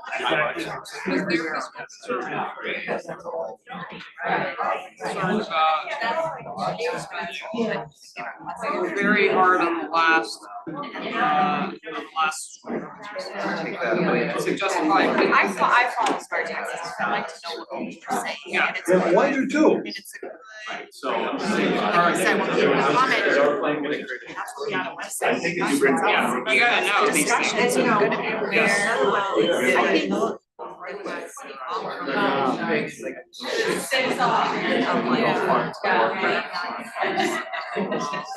That's why I don't respond. Have a bunch of outdated Fine, classrooms say, that were built in labs that have like a big classroom space in the front yard. desks, We're sitting doors, down. brackets, so that- You know what I mean? So they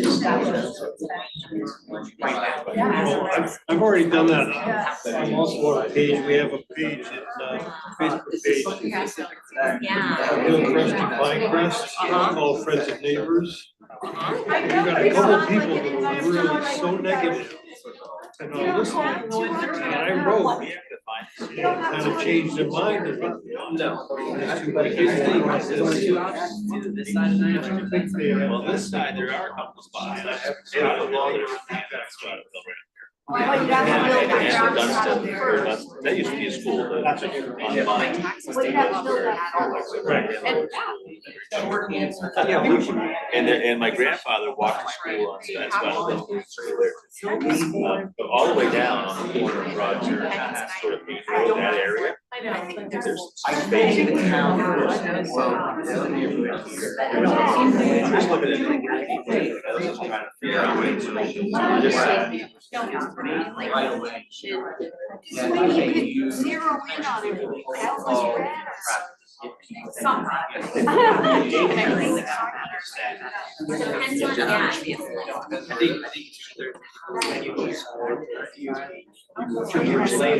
Independent woman talk. What? You're right. If you just make it towards the and everyone on its that side, they go to that side. I have. That corner's already. What would be? Yep, you know, And So then this is yeah. just And right then down there. here, one school, Take one hours. of the The well, I did, you said some technical stuff I didn't understand. Everyone has wells there, so there's a lot of water there, but it's just, there's fire or something. It is certain pressure. Can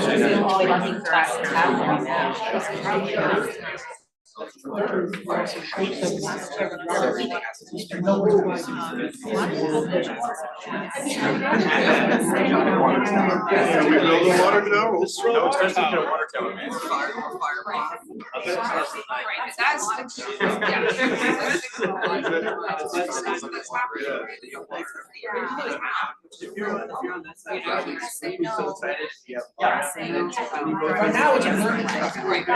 I can see it being the opposite. One, you gotta have the light. Yes, they're recognizing. Like they had to replace. They had to ditch the old public safety building and build this one.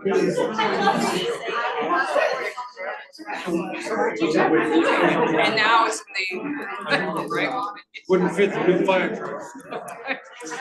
And now it's in, right, and now it's in the private sector and it seems to be doing very well.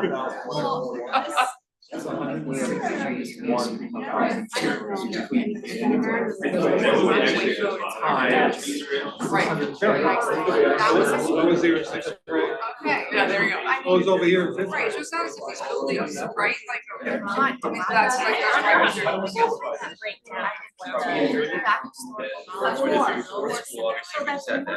people need another boondoggle.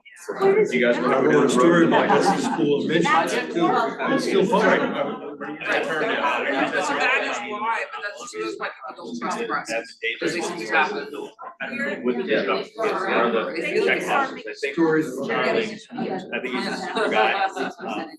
Shut the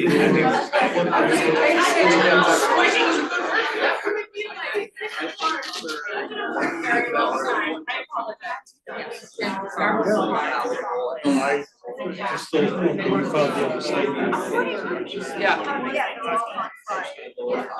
I just don't comment. I read Now, it. what's the second, when you think of it, what's the other second side? I think it's concerned taxpayers, which I actually think smart taxes, based on.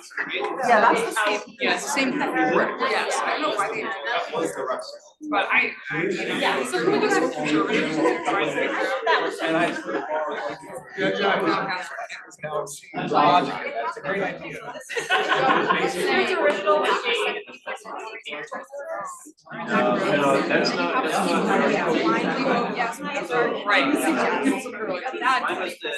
Yeah.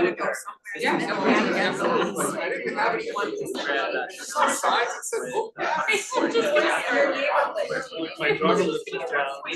I have no kids in school there, but she says, I'll just go along with anything to help the kids. Majority of people.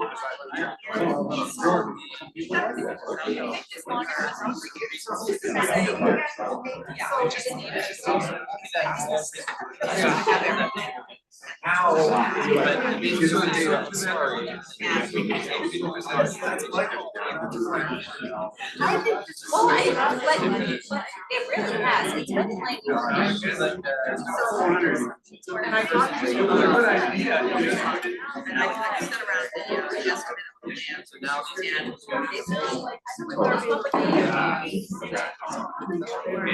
in addition to that, keeping the budget out there or. And you don't do that. But only if there's a second floor. Well, not necessarily, you could do the numbers, just cafeteria. I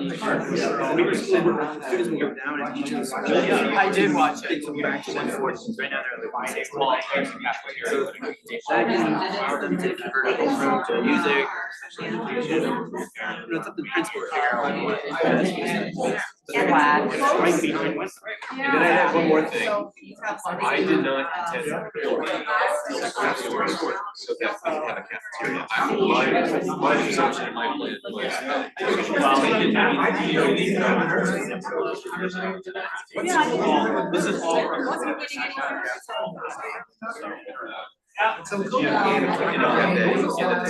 kids were in the school, and I didn't know we were gonna get it. I'm fine with either. I was really fine. I think they all have them, but I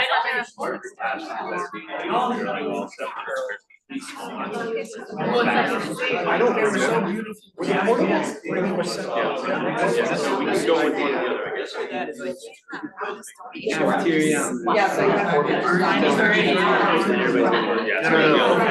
You know, like a giant, like some milk. I was there for. I could make logo, I could outline logo on the school. Alpha, yeah, that's fine.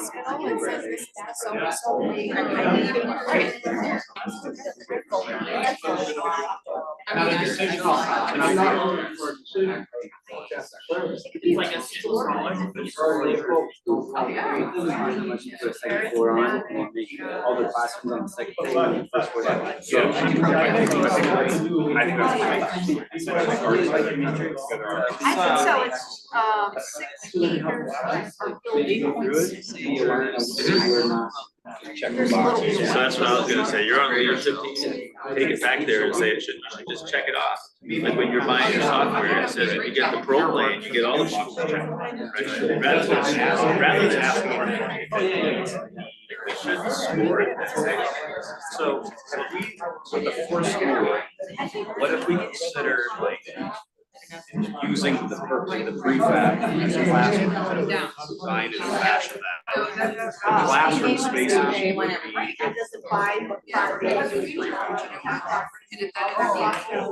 ancillary. Jim, I understand your, right, okay, but that's why you're right. Something like that. Maybe the go back to, I think, they have the nice bricks that are really tough. IDEX, beautiful building.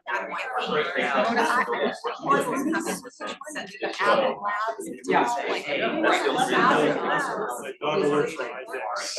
Yeah, versus the old traditional trying to steal frame monster, yeah.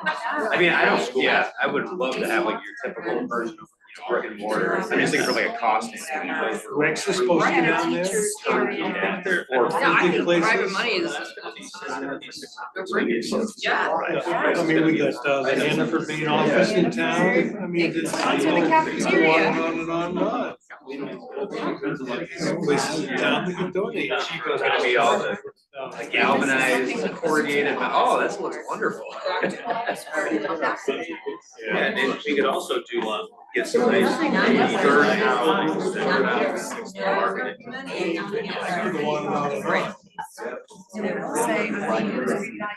Experience coming on to the residents and it's coming off. We do real estate. Sorry.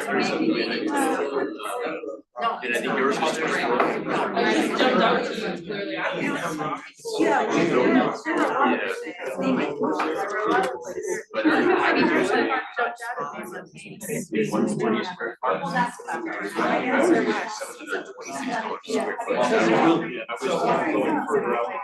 So I just, beautiful, that's what we talked about last week, so I just took the 600 that Dave. That's what's in there. In terms of capacity, I was really just trying to get to the 30? where I thought. Numbers would be in several years. Talking different too. That's easy shaping. Yeah, of course. You know, there's stuff like that. So you're looking at. Should we solicit them? That's, no, I didn't know I what think, the. I mean, I would be interested to hear what their philosophy on that would be. I mean, are there any, I don't know to me that private. Does it happen in other communities? I mean, someone brought it up, but I don't know, it may be a common thing in some states, I don't know. Or maybe not, I mean, there might be, they might resist that because they would feel that a sense of bad precedent. I think we're in a new era, like, there's like, a lot of main schools are, we're shaking out. They talk about. Take those two pairs. Well, that's why, like, when they do these ranking, whatever the ranking system they do with the state is. I don't know how the numbers work. Like simple. Because, Yeah. right, there are a lot of schools So that they are much switched more. out of- The state's like, I was talking about 20 or 40 that addressed. Yeah, that would be good. But did you, And that's not factor in the pre-K? No, I didn't, so I think the pre-K is, it's gonna happen. Costco knows to reduce. I know. Yeah, and that was additional school. Whoa. Bob's Furniture, you know? So you're looking at 201. Invested a significant amount. I think it's. Yeah, we're so angry. I think there's more.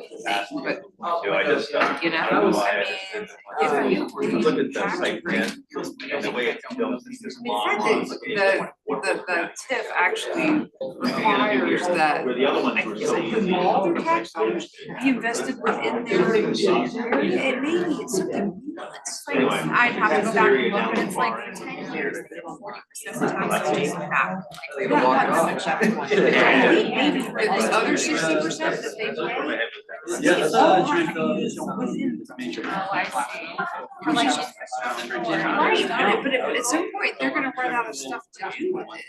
And we'll just have to keep making it more, yeah, but they probably, they have to spend because it's tax dollars, and then, you know, they'll just buy more, you know, public art, beautify, I mean, I don't know, like, it's nuts. I don't know, 40% is theirs, even if I can, 60% of your taxes that they have to pay. I could be wrong about this. Greenpoint's the only one. Maybe there's a great experience, and we're gonna be ready.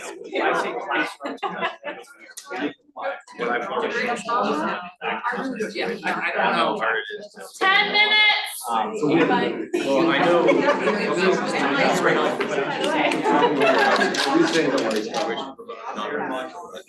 When they do insulation and they just put the outside. They drill walls on the outside and they'll blow in. Yeah. It's cellular blown in, but you can go so it doesn't, I don't care what they spray inside, but they do it from the outside. Yeah, yeah, if you can do that, you're gonna have a metal panel and a dirt. I mean, it just be Very round. That's fine. Find a way. Yeah. Forget about it. Oh, the perfect balance, like, okay.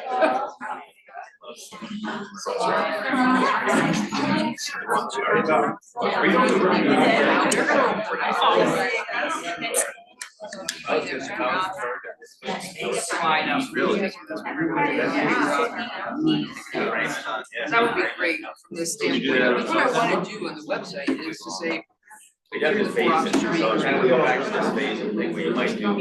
did you see, I wrote a blog Years. that I circulated, By the way. to try to sort of soft pedal it, to say, hey, we're in a new phase, we're exploring options, but there will be more, the options are giving these really general ideas, and then there will be more options, and the public will be brought in. And so that's what we're on, in one state's town. It basically says where are the options, exploring options phase, and most of the options are looking at,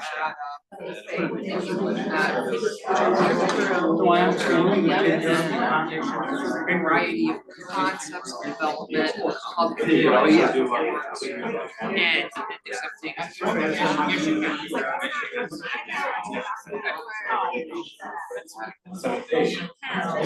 Any ideas? Well, I was just looking back at server results. I don't know. Yeah, 10% support any of us, so you can add 10%.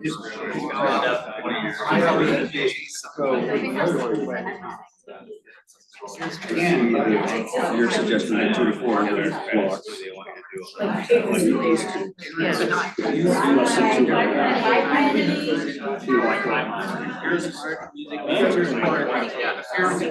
would like to report in April, I did not get a report. I did. I'm hoping that you retired by the time. Get an extra laptop. I was looking at so I think it's gonna be. I mean, you're gonna have to give it to.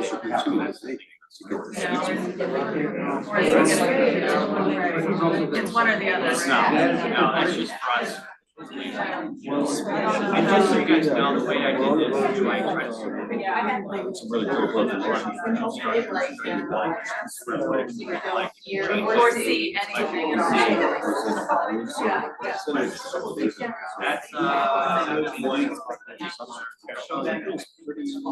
That's C, looks like they're throwing triangles, which could be,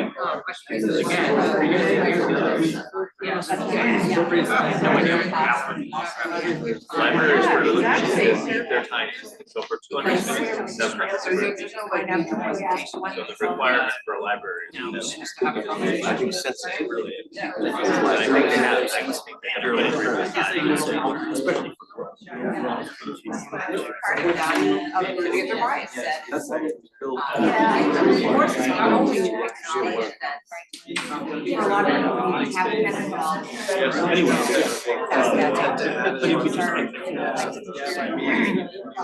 Library is supposed to be external. Like they've been in our nose or all. Yeah, we have some of that. So the middle school, I think, is the easiest of all of them because there's no That's the freshman floors. So replace that same idea.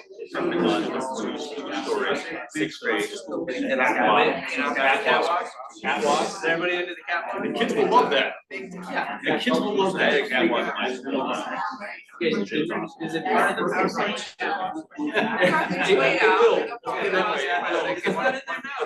Well, no, because I had to expand out that vestibule where the kids go into the cafeteria area too, so that way that's something.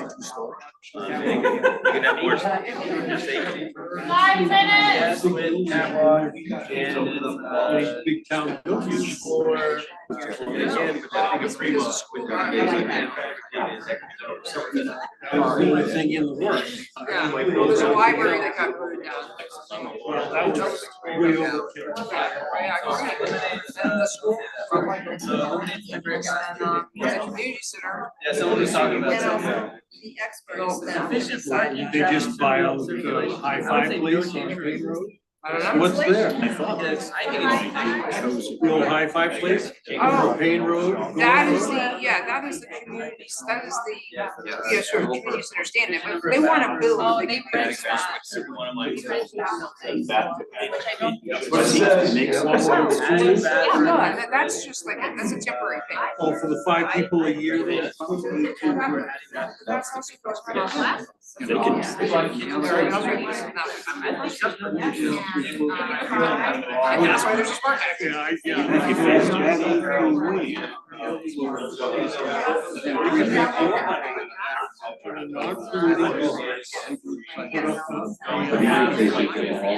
Years, 22.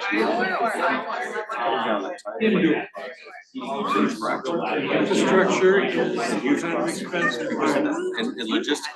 Yep, pieces. I went for the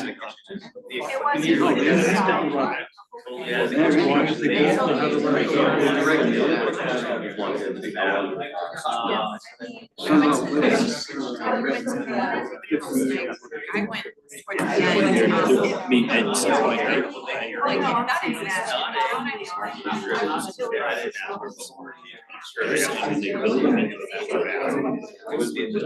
No, but like any other. Oh, I think it would work. Excellent, understand what going on. You know, like, it's, right. Vendors, you have, you know, like that manufacturer. That's gonna be. Right. Yeah. Yeah. Yeah, right, yes. The city was trying to. Less like. I don't know what, like, what did you throw? Oh, yeah, Or do we know what? yeah. they- Well, they commercialize it. How much you say? So how do they? It's a big area. So she has her design sheet. I know, I think it's. Are they self-sustaining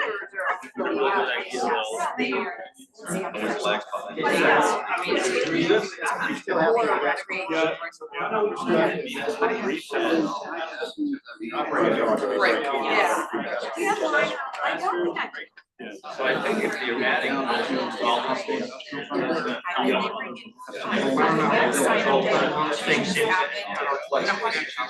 Somehow. You're finished. Okay, so even though it's not very bad, That's a viable solution. Solves some of As the. long as they're gonna sign up. Sounds like there's a custom. I don't know what the child's doing. In Massachusetts, they get It's kind of. Am I? And I'll share.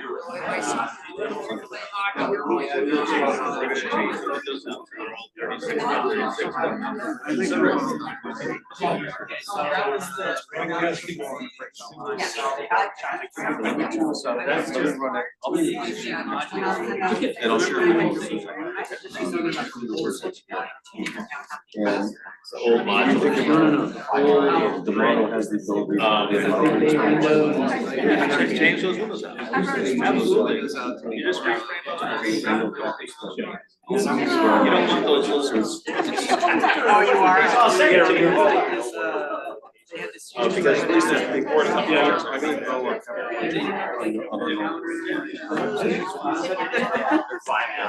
I mean, I would change the whole. I would change it. Yeah, I said that music is something that can dive over. It's really very good. Sometimes if you don't know. No, I mean,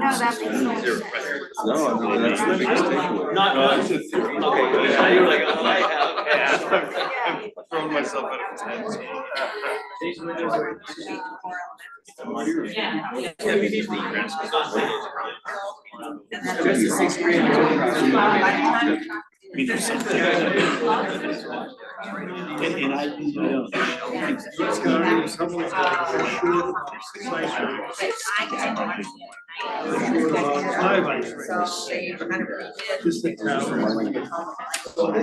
everyone, that's time. You would never drink this. Do it about 3 times a week. 3 times a week. It can be done. Yeah, you just close your doors.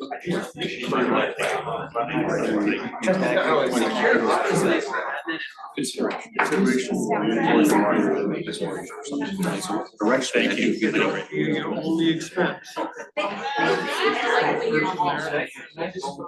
Hey, everybody, coming back together. Guys, any breaking point? Okay. We come, regroup. And I think, so what we'd like to do, I think at this point, the groups have had conversation, much like we did earlier sessions, just each group quickly report out about 3 minutes about what their thoughts are, where they are, and then we'll wrap up. Trying to steal my. So you want to go? You're. No, I just was thinking about the communications committee with what, we didn't get a chance to talk yet, the communications committee. Okay. I think is that something that's happening today after this? After, yes, we. Oh, okay, after. I thought the request was to talk to the leadership team. Oh, So- maybe it is, so- maybe it is. So we had said, so, Well, go. 3 minutes. 3 minutes.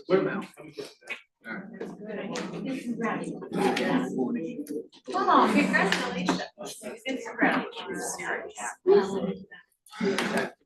Okay, everybody. Our proposal, infrastructure group, we're planning, our concept is to add on to the middle school. It will go over the ball field. It comes out back here. It accommodates 785 students based on the square footage, 106,900. It'll accommodate additional space for cafeteria, because We'll take some of the cafeteria load from the front of the school to the back, and we will add on right next to the gym for gym auditorium capacity. This concept will allow us to move the grade 2 to Wentworth. K1 will stay in the neighborhood schools. We have to figure out a way of renovating the neighborhood schools to make all of this come together. Second grade will go to Wentworth.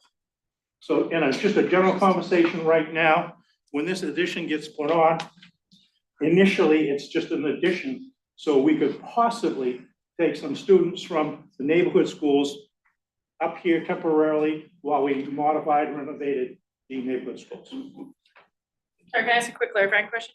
You said adding on like a gym and a cafeteria, does it add classrooms? Yes. It does add classrooms. Yes, basically, we've got 650 students right now in the middle school, and this addition will add a capacity of 785 students. Okay. Thank you. Thank you. You guys? Yeah, so we're really looking at the referendum option and how can we scale that down? Looking at, we did some math here with using the numbers that we've all agreed to within the group. And the Harriman proposal had higher construction costs than we're using and higher enrollment numbers square footage numbers. And so when you dial that back down, just construction costs, if you don't change anything else, we're under 100 million there. And then we're starting to look at, what would we take out of scope to, again, try to get that down to a price tag that the voters might have an appetite for. So that's kind of where we're at. Thank you. The back of the room? I'll take the grade 2-3 school. So we are talking about a grade 2-3 school for 650 students. And using the costs that we talked about today, it works out to 55 million, which our goal is to have it cost no more than $100 million, which leaves 45 million to renovate the 3 elementaries. And we are gonna be looking at the what are the highest priority items. We know that we are not gonna be expecting to have a separated gym and cafeteria at each of the schools. That is just not gonna happen with that kind of budget. So we're just gonna be looking at all of the what the identified needs are. We know that each school at the maximum enrollment will be about 189 students. So it's actually not that much smaller than the current enrollment because of the growth, but we will need fewer classrooms. We need to sort through how many portables do we keep and how best to use them. Thank you. Hello, so we are the 4th K2 school approach. So what we spent a lot of our time talking about was where that 4th school could go, although that's really up in the air, but we're really kind of going down the route of addressing what we're going to do with the extra space at the existing K2 schools. And so we're really talking about these prefabricated structures or these permanent modular, which I'm promising to not use that term anymore. We're going to use the term prefabricated structures. And so we're talking about how can we address the population needs at each of those K2 schools in a 2-story approach. We've got the 4th brand new building, and then we spent a little bit of time talking about the addition at Scarborough Middle School, and then talking about what renovations are necessary at the existing K2 schools. And so the next thing that we need to talk about is how to keep the costs down and all this stuff and how we're going to price all that stuff out. So, but we were also talking about what are the specific renovation ideas that we need to talk about with those existing K2 schools. Thank you. Do we have anybody on from that's viewing or public comment? Jeff and Cheryl. Any public comment from anybody? Hearing none, motion to adjourn.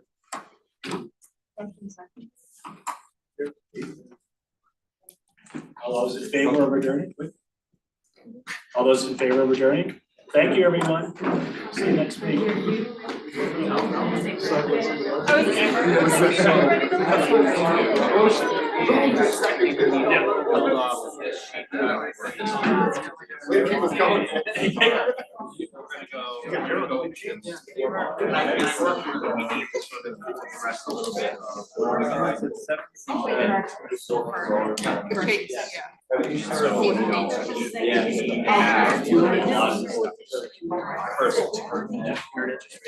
And so what I try to do is we want to show directly show us all the recommendations. So, yeah. But why would I still.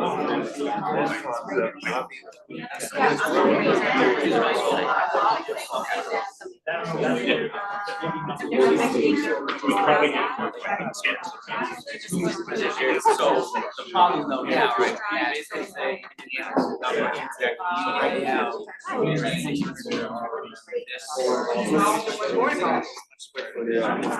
Yeah, right? Yeah. And that doesn't change. So that's already. I'm gonna have calculated. I think the point about.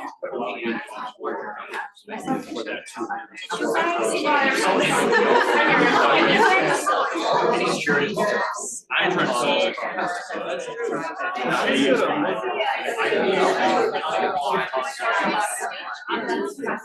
Well, so I guess I'm curious if underliers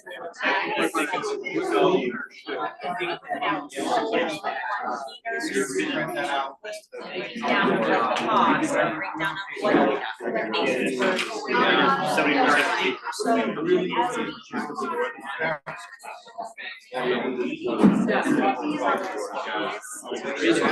It is, so if you go to the. I keep changing you. Oh, you did it that way, okay. I mean, and we can try.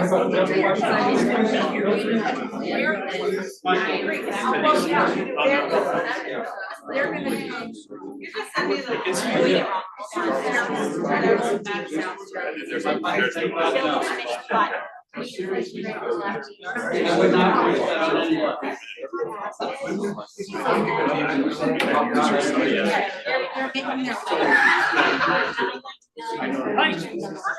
Oh, no, really, it's not like figure out it, so have a seat, okay, and I'm like, what? Building committee button, right at the top of this page. Scroll all the way down, there's 20 pages for building projects.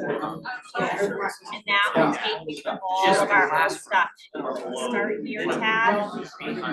That's where all the flyers and videos and I'll send the instructions.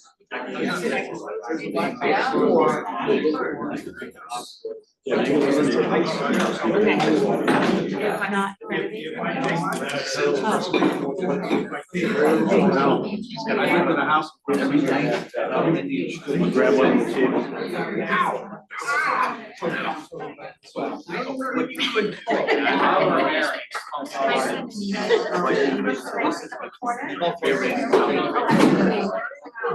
That's all right, I was just watching it. Thank you. This all. You were told. Yeah, honestly.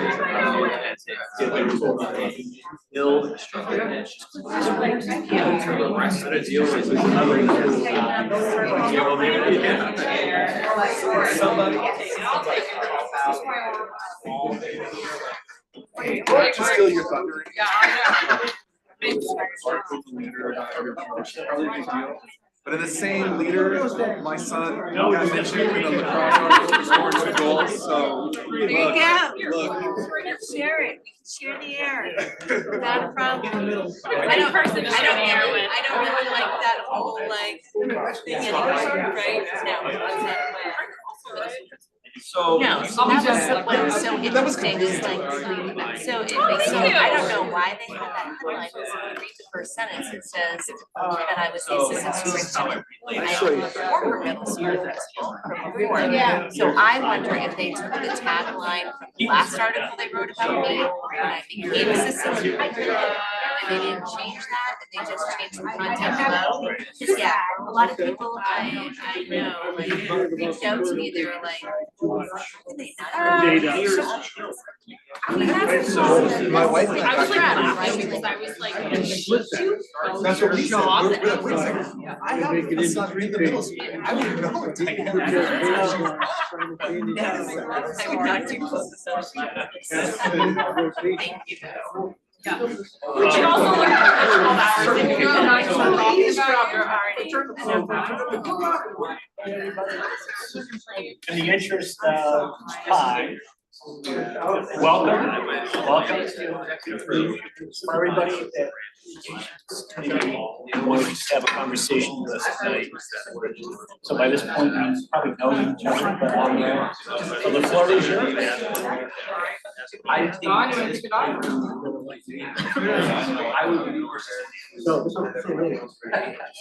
Well, I asked for case studies, but I appreciate it.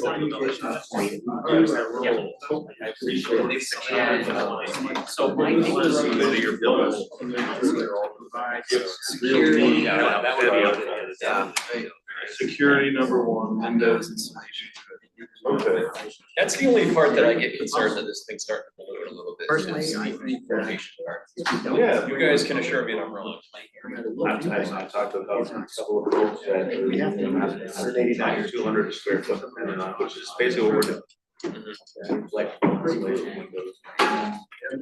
Snag. So. Reno and. 600 for new building and 200 for renovation. Just round up like 225. Still, yeah, because then it's like very system or anything. Yeah. I think that's where you start to maybe get people. Thanks. I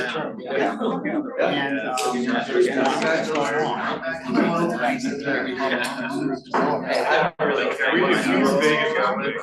what do you know about it now? I just. Not this far.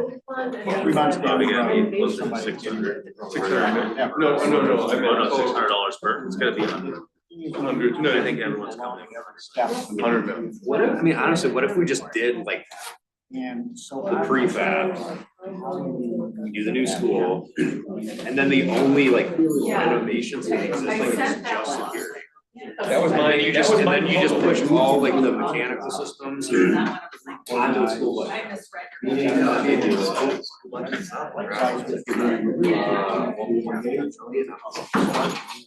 I like that in the. I know, but it's like. So like every time they go to budget, it raises the budget, look what they're doing this year. Yeah. And That's actually can trim that. So we're asking them Like to actually once you get the, continue. so we get the whole insulation, windows, electrical, all that, and then you say, well, we can't quite spend that. People want to sit on the outside. Yeah. And I like Security is the one security. thing. Yeah, I would, yeah, we should. And then, you know, look, 10 degrees platform. I'm so sorry, I'm struggling so much to hear you. On and off. Oh, No, you it's know, okay, I'm really I also trying. complain with my life. Yeah.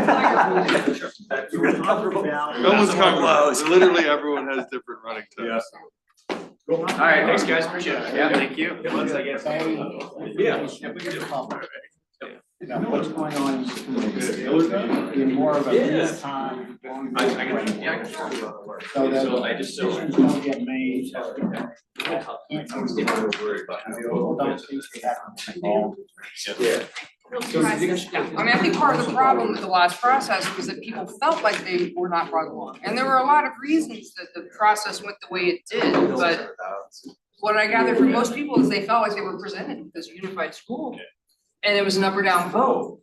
And we can't do that again. And we're hurtling through this process, and it's impressive, and I didn't mean to, I got a little frustrated today, because I'm just looking at all this like granular data that we're asking these, you know, committees to come up with and to analyze, and I know you need to do that to analyze, but like we're hurtling through so fast, so what are we gonna end up with the end of the process, and then what are we gonna ask people to vote on? And when have they had a chance to kind of come along? I mean, it's not just getting their input on these solutions, but actually just having them feel that we got their input. I mean, there's been You a know? big survey done, which has not been presented to the public formally. We don't exactly know what our role should be, but it needs to happen. There are things happening every week here that we would like to better inform public about. We just feel like we're not making that happen. So a pause. I think pause is more for us to catch up on a few items. So for example, the pause would involve communicating, engaging with the residents about the survey in a very meaningful sort of firsthand way. Pause would be to bring them up to date on what these 4 models that are now currently being talked about, what the significance of them is there going to be an opportunity to have more models? You know, that's the sort of thing that could get us off on the wrong foot right away. You know, even though it's 4 versus 1, better to have 4, still the public hasn't been involved in that. And many of them don't know about it. So it's really a feeling that we need to bring people along, more of a real-time basis. And there's a lot to catch up on, the survey, models, so on and so forth. So I don't think the pause stops everything.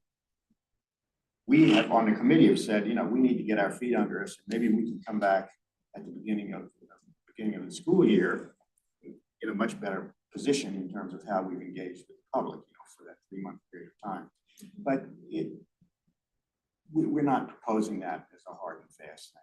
I think more what we need from you is your recognition of the job we're trying to do as things happen in a very rapid, fast-paced environment. Because we don't really understand why it has to be this rapid and fast-paced. Is there a deadline out there that we're aiming for? A specific date for like a referendum? I will look to the elected officials for that. I think it's not September. I mean, the timeline was set by the town council board of education. I know I'm usually what's driving. I think everything they've always said no, they're not shooting for a referendum in November. They are not looking to kind of push things through. We've already asked for an extension to June 12th. Yeah. 12th, Yeah. thank you. A lot of our concerns had also been once you get into those summer months, you start to lose people showing up, vacations, kids out of school, things like that. And if you just drag this on forever, many people said today, I'm not being paid to do this. I'm not being paid. If you drag this, you're gonna start losing people more and more. And I think that's some of the concern that had been expressed as well. Respecting the time of the people who are in this room and this process, because I think you're right, we have to bring people along with us and we have to keep people informed and we have to keep people, you know, we're representing the town, the people within it, that's really important. But we also have to respect the time and the dedication of the people in this room, and balancing the two of them and marrying them in a way that we can move forward is going to be challenging, because even saying, let's put a hard pause, just for example, a hard pause until September, you may not have some of these people showing up again in September for whatever reason. I would argue. People are you talking about? Like I would ask, what is the deliverable? I mean, maybe we just need to change the deliverable. Do we have, you know, I mean, maybe the deliverable is this group comes up with 4 ideas, we present them, and then those ideas are explored further in the fall. We have a reboot. It's back to school time. That is the deliverable, right? So whether it's we're gonna make a recommendation. We might make a recommendation to take 4 options into phase 2. That might be where we land, right? Or it might be 1 option or 2 options. And then phase 2, and I think that's the other part of the timeline is in this, before everyone kicks into summer, come back from summer and start phase 2 work. I'm making that assumption. I don't know what the councils have planned on that, but that's sort of what my takeaway has been. Like, they want us to get through make a recommendation to them so then they can start working on phase 2. I have no idea what phase 2 looks like from a committee standpoint. We additionally have like a critical problem. Our enrollment numbers are very active and very real. I would defer to the school board members to speak directly to when it directly becomes that problem, what the solutions are and things like that. But I think some of the fact that we're not the end all be all, it's going to referendum the second we're done, you know, there is a phase 2 and things to work beyond us as well. And these aren't hypothetical problems. It sounds, again, I defer to the school board to speak directly to their enrollment status at the moment, but kind of all of these things marrying together is, at least personally, what I'm seeing is. The other side of that coin though is that, you know, unless we get the public buy-in and it does get defeated whenever we bring forward, when it does come to poll, that means we're now gonna be out several years. So I think your caution is right. You need to think about how can we get the public engaged. When you say a pause, you know, this group has worked hard to come up with ideas. Are you suggesting some type of forum in which you let the public? Yeah, and that's suggest? actually how this conversation started. We Yeah. were trying to book a public forum with mediators, and we ran into that exact issue of look at these end of school events, when can we even squeeze this in? Now we're looking at July, people are on vacation, it's not gonna happen. So we don't feel comfortable not having a single public forum before advancing this to a deliverable to the council. So I don't mean to cut you off. I was gonna speak to that. So the original project plan did have public comment and public feedback where we would take our options.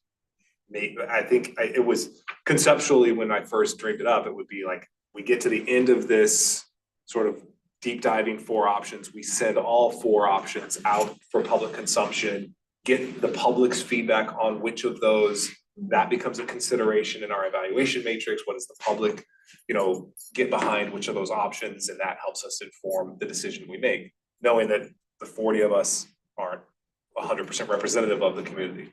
But you're too late when you do that. We've lost people already. They need to be engaged from the get-go, at the beginning. The number of those 4 things, that has to have come from them, not be put in front of them. Yeah, so how do you, so if you've looked at the calendar, is there any way, what does it look like for you to be able to convene a public forum to get input?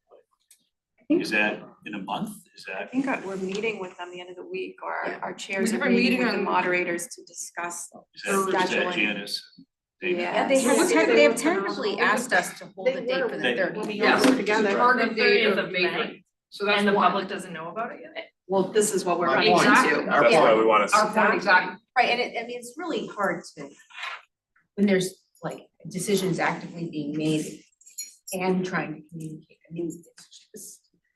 So I guess one question I might have is, you know, why aren't we just communicating? Like, we had the survey results last week, like, let's write it out and get it out there, and we have How do we honestly. get it out there? Yeah, every time we try to get something on the website, it's like a 3-week process.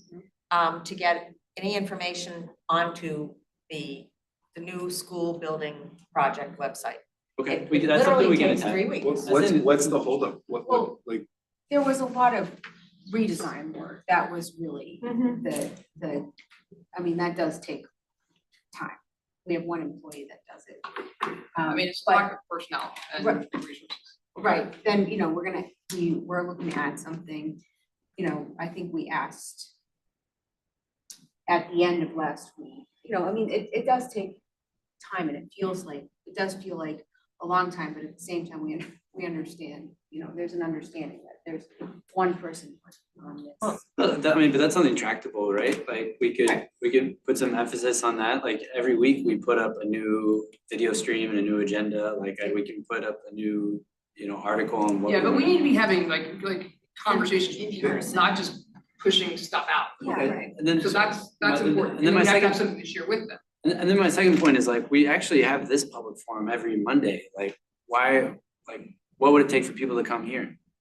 I guess it's not a dialogue. If someone came, I mean, they would sit here and listen to us and we do breakout They could groups. listen to I one mean, group, it's- very It's intimidating. honestly a waste of their time. Yeah, it's just not gonna pull people in, obviously. I mean, they don't come. So Right, can one you person tell, He has a comment. so what type, so obviously, what were their names, Janice and Dana. Dana, thank you.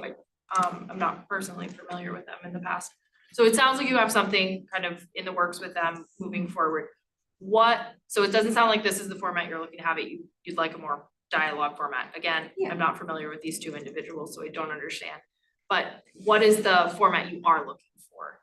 Just kind of an open forum to hear public comment, more a hear from the chairs of each committee? For that, are you looking for leadership to come to talk, to kind of give a small briefing and then hear public? Do you want it to be very public driven? Like, these are all very different ideas, so these are all very, And that's can't what be we're all looking- of it, Yes, so. exactly. We're looking for input from people who have some expertise in this area. What should we be doing? We're having that meeting on. And then you have Thursday. projects. And then we gotta plan explain to them. and invite people, publicize it and get people to come. I think once you even have an in-person meeting, it's gonna limit a lot of the potential engagement that you could have. I think a lot of people are too busy to do something in person. This is the world I live. Yeah, try to engage. I've been plagued and criticized my whole career. No, I think the point, if you convene a forum and float these concepts, I think they're still very nebulous, they're still very much in formation, and you're not gonna get meaningful input. So the danger you run is you go down a certain track and you present something tangible that people can see and react to and provide meaningful feedback. The danger is they think you've gone too far, that you've not engaged earlier. So it's really delicate, but in my experience, I think you need something fairly tangible, baked a little bit more. It's not a done deal, but something that they can really see and can answer questions to. Because I'm not sure if you could on any of the four, perhaps Sue could on hers. But the other ones, I listen to the conversation, it's still very much in flux right now. Yeah, and I think that's what we mean by a pause. Not that this committee stops, but we stop advancing the plans because there isn't a specific deadline. We need plans for these 4 projects. We need to bring the public along as these are in development. So we were discussing this evening, what would we do with a pause as far as advancing the plans? This group would still meet. One of the things that one of the presenters brought up was bringing in private dollars. And we've conceptualized this as like a relaunch with the back to school, all the excitement of that timeframe. Relaunch this committee to the public. We're still working behind the scenes over the summer. Relaunch at back to school. And what if we approach the public in the fall with some secured public funding for whatever project comes about? There's a lot of large companies in Scarborough. We mentioned some of them. Over the summer, could we solicit and could we come back with almost like proof of like we're working for the public? Here's X amount of dollars that we've secured, or something to hand the public to grab onto. I think the way I react to that is I feel like the first 6 weeks of this was really start and stop. And like I feel like now we've got some momentum. I would hate to kind of stop it now. And my concern, and maybe Tom could speak more to this, is if you went out and tried to get those dollars, if you'd be immediately met with, that's nothing. That's barely anything you've met, or vice versa. To not try, to tell the public we tried. And when we put this to referendum, that's pure public money out of people's pockets. There's no state funding, there's no grant funding, there's no private funding.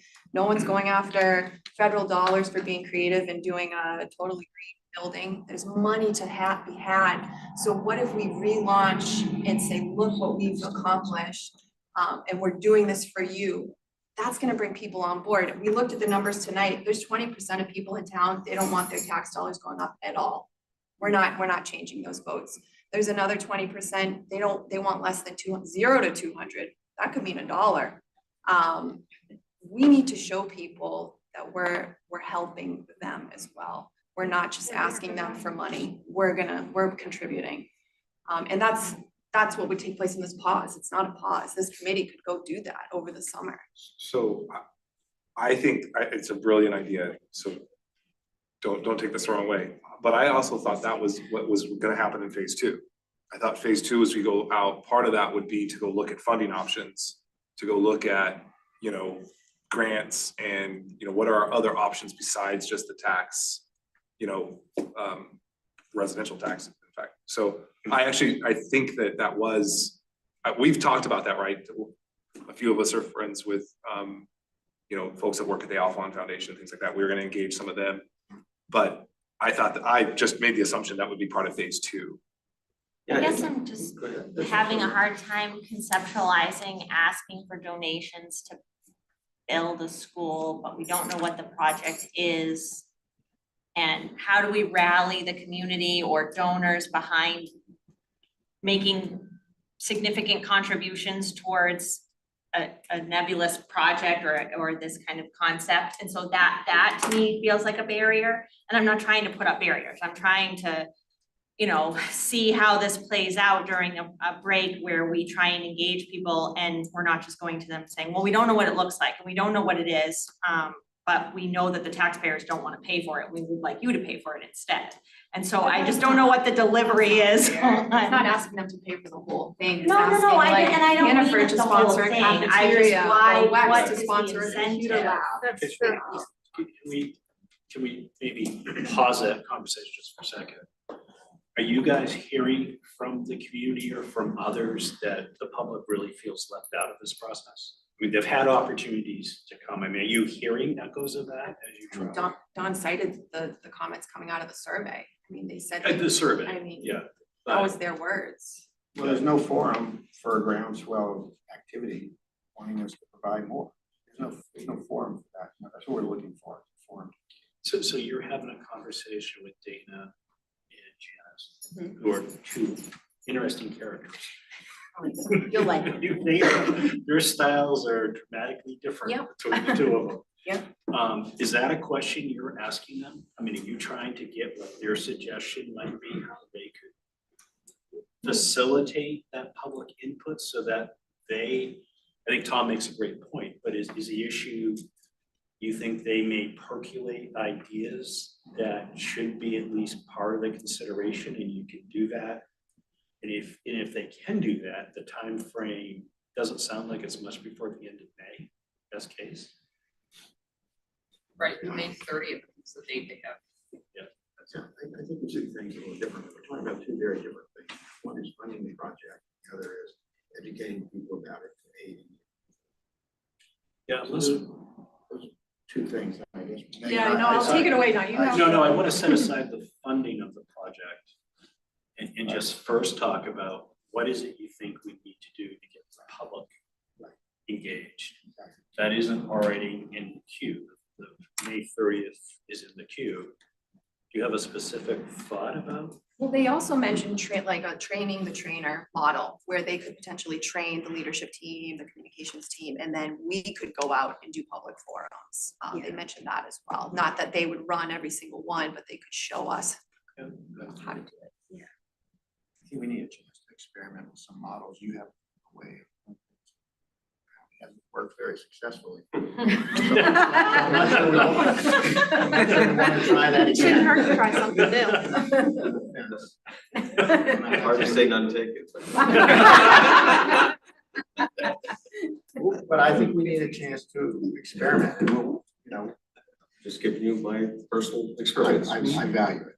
So It'll help. it seems to me though that multiple mediums for dialogue matters, right? Like I don't know a lot of people that would come in person to a brainstorming session, right? There are those individuals, there certainly are, right?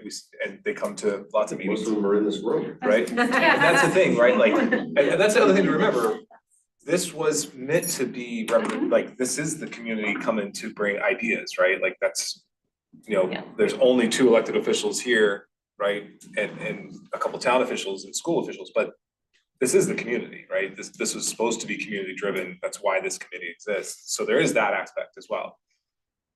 But if we're gonna do something like that, I'm not opposed to it.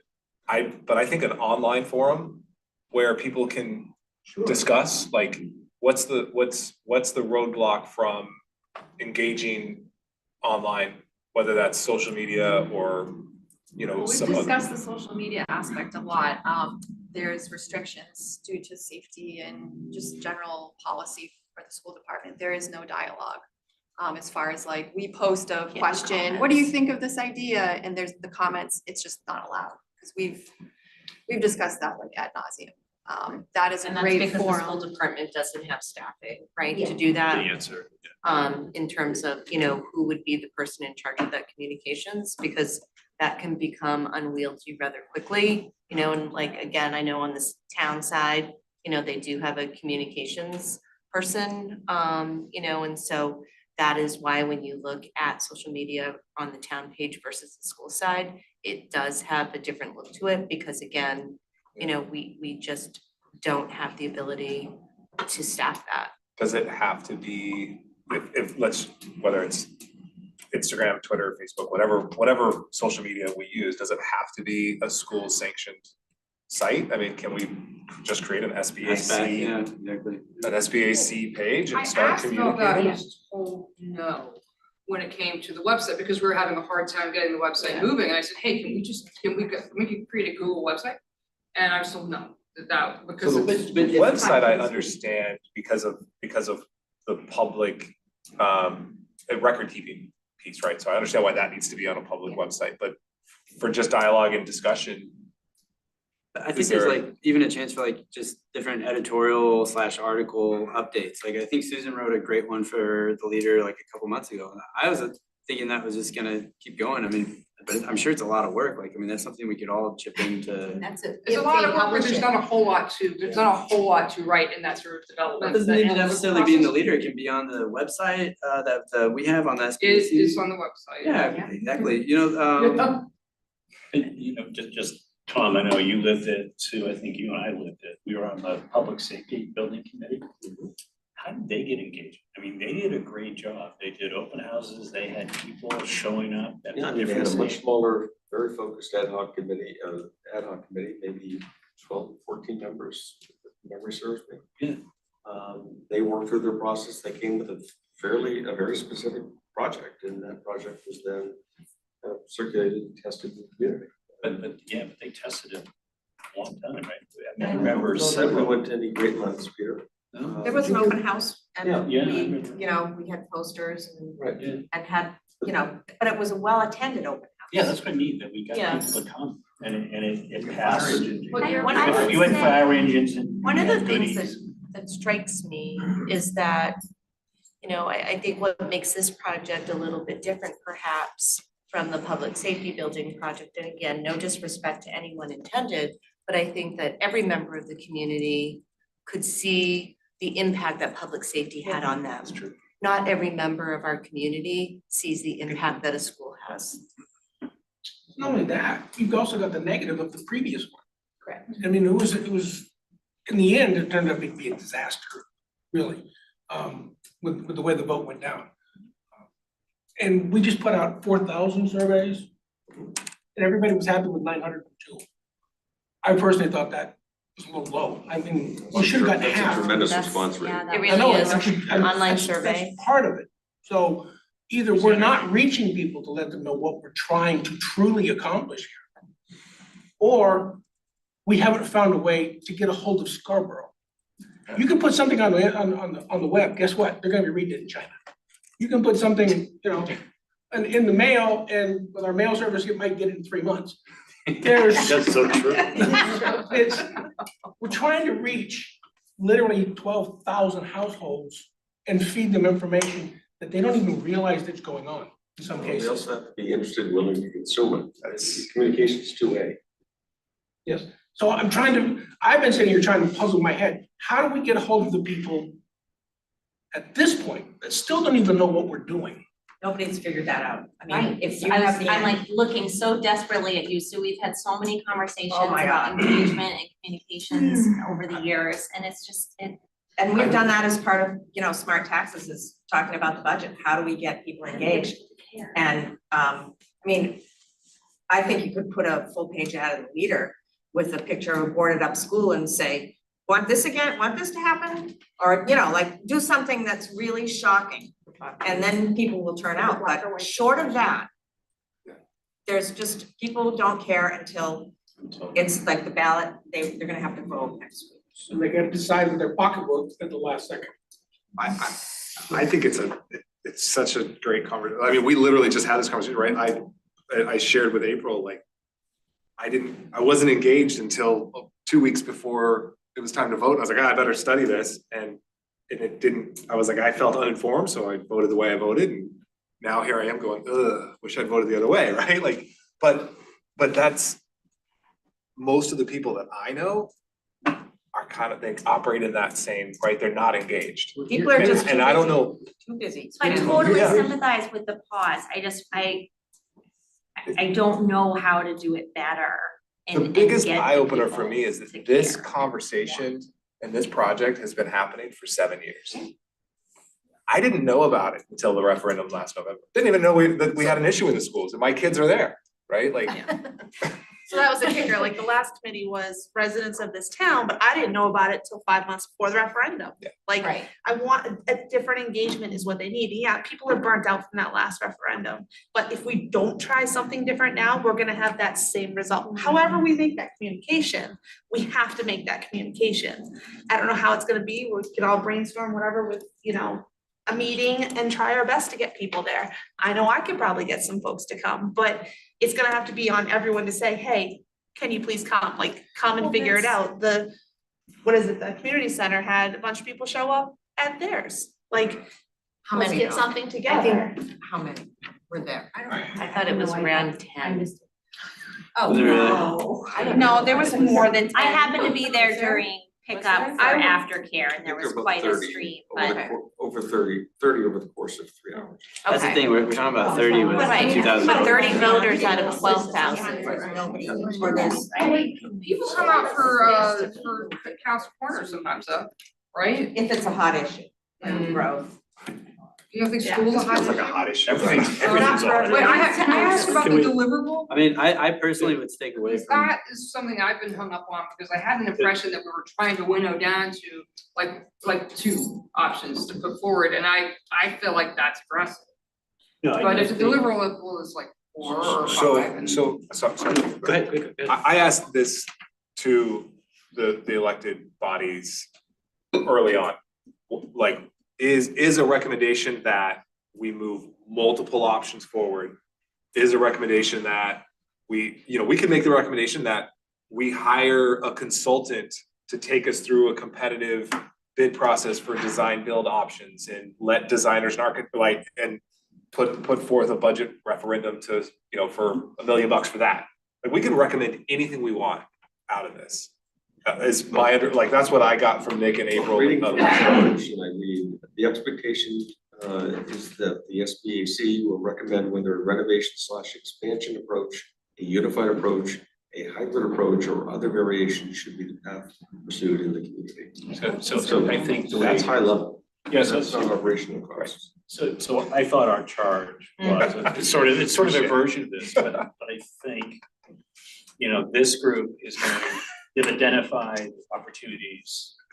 We're gonna advance, they're gonna flush those out, they're gonna vote at like consensus, move forward to the next phase. That's the way it's like, sorry, I don't know what. I think I mean, I'd say this is the best chance for the community members to have their input. Because if it's back to 2 options and Harriman doing another report, we're gonna have all the same issues we had before. So there's an important consideration here. We want to hear from people. We want people to be engaged, Absolutely. but we want to look like that. We have to look like that happens. I mean, if we set up, if we put up 12 seminars between now and vote in November, okay? The important thing is that we put them up there. I don't care if nobody came. The perception that we are reaching out is as important as the reality of it happening. But that, something, did that the once. building committee had so many meetings. I can't tell you. Every Yes. Tuesday night from the second week of August until referendum, we had a They meeting. had, Multiple hours. lots of times. the And only FAQ members of the session public before were our Steve meeting. Hanley and school and myself. That is Wait, fact. this is the building committee for the unified school? Yeah. Yes. Yeah, there were. From the middle of Yeah. August until referendum, we had an FAQ every Tuesday night prior to our. Advertised.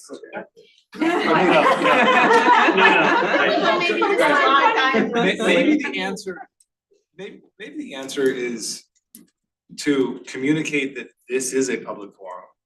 and they're welcome and encouraged to come participate and, you know, be part of this process. Like, there's no reason, you know, public comment at the end of every meeting. We'd love to hear. At the beginning, that's what I would say. If people were gonna come, we could do it at the beginning, like. Anyone would listen to a podcast. I mean, if you kept it short, if it wasn't a like 2 hour long podcast, I think that's a great way to 15-minute podcast. 15-minute clip of what's going on, new updates, things like that. That's something like biteable that a Leadership as super well as busy teachers. parent can take on, and then you say, Listen oh, to in and the we, car while I'm and we doing my inter- drop-offs. we interviewed principals, here's a quick 15, and like, you know, if you titled them with short snippets, again, kept it 10, 15, 20 minutes. 5 minutes max.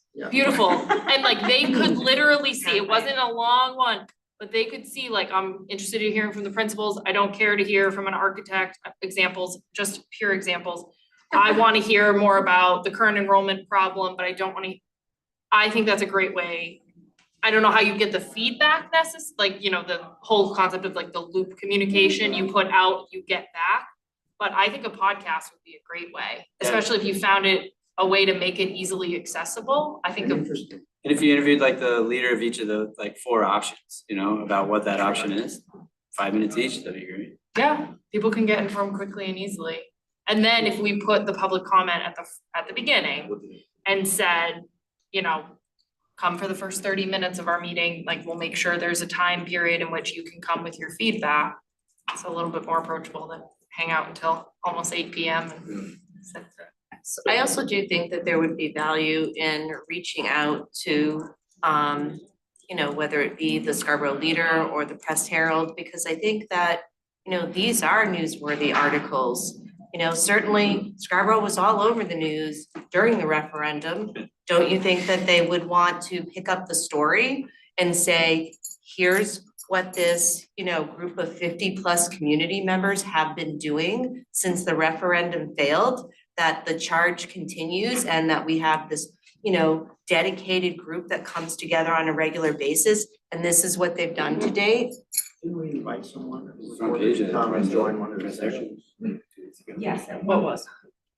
I think that Drew Johnson was invited, but we can reach, he had like just started and he's really settling in, so. I mean, I we talked to invite him last week and he said he's very interested in having, you know, the work in the schools and celebrating what's happening in the schools, having a more active place in the Leader, so. That's great.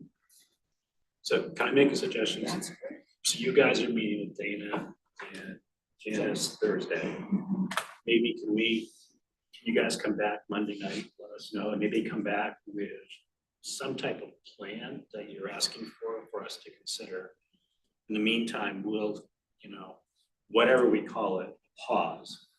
You asked some great questions about what's the time frame and why and what can we do. Let us work that through our process, and maybe next Monday night we can kind of dial into what we can do. So any ideas you have, but anything, you know, anything to recommend doing that we could consider is really helpful. And I'm sure. We hear you, we need to get the public input. The ideal if people would come and share some ideas, but it's so complex, I don't know how.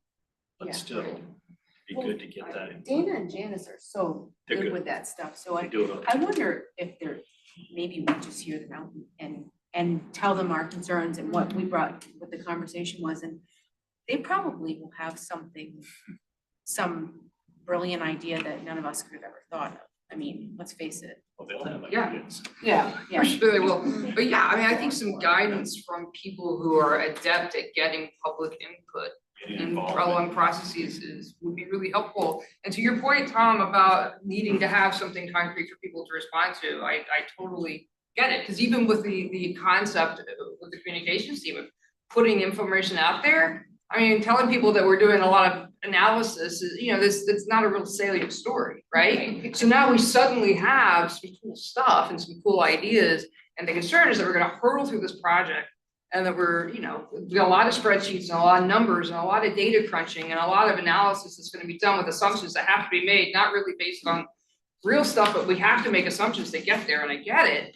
Then we're gonna get to some end and we'll have two things and the public never will have engaged at all, because we had this date of like June 15th or June 30th, whenever it needed to be done. Let us work with that. So that's the concern. I would feel comfortable going forward into September with, say, 4 options. If I also think that it would be kind of beneficial to each of the 4 groups to hear from the public.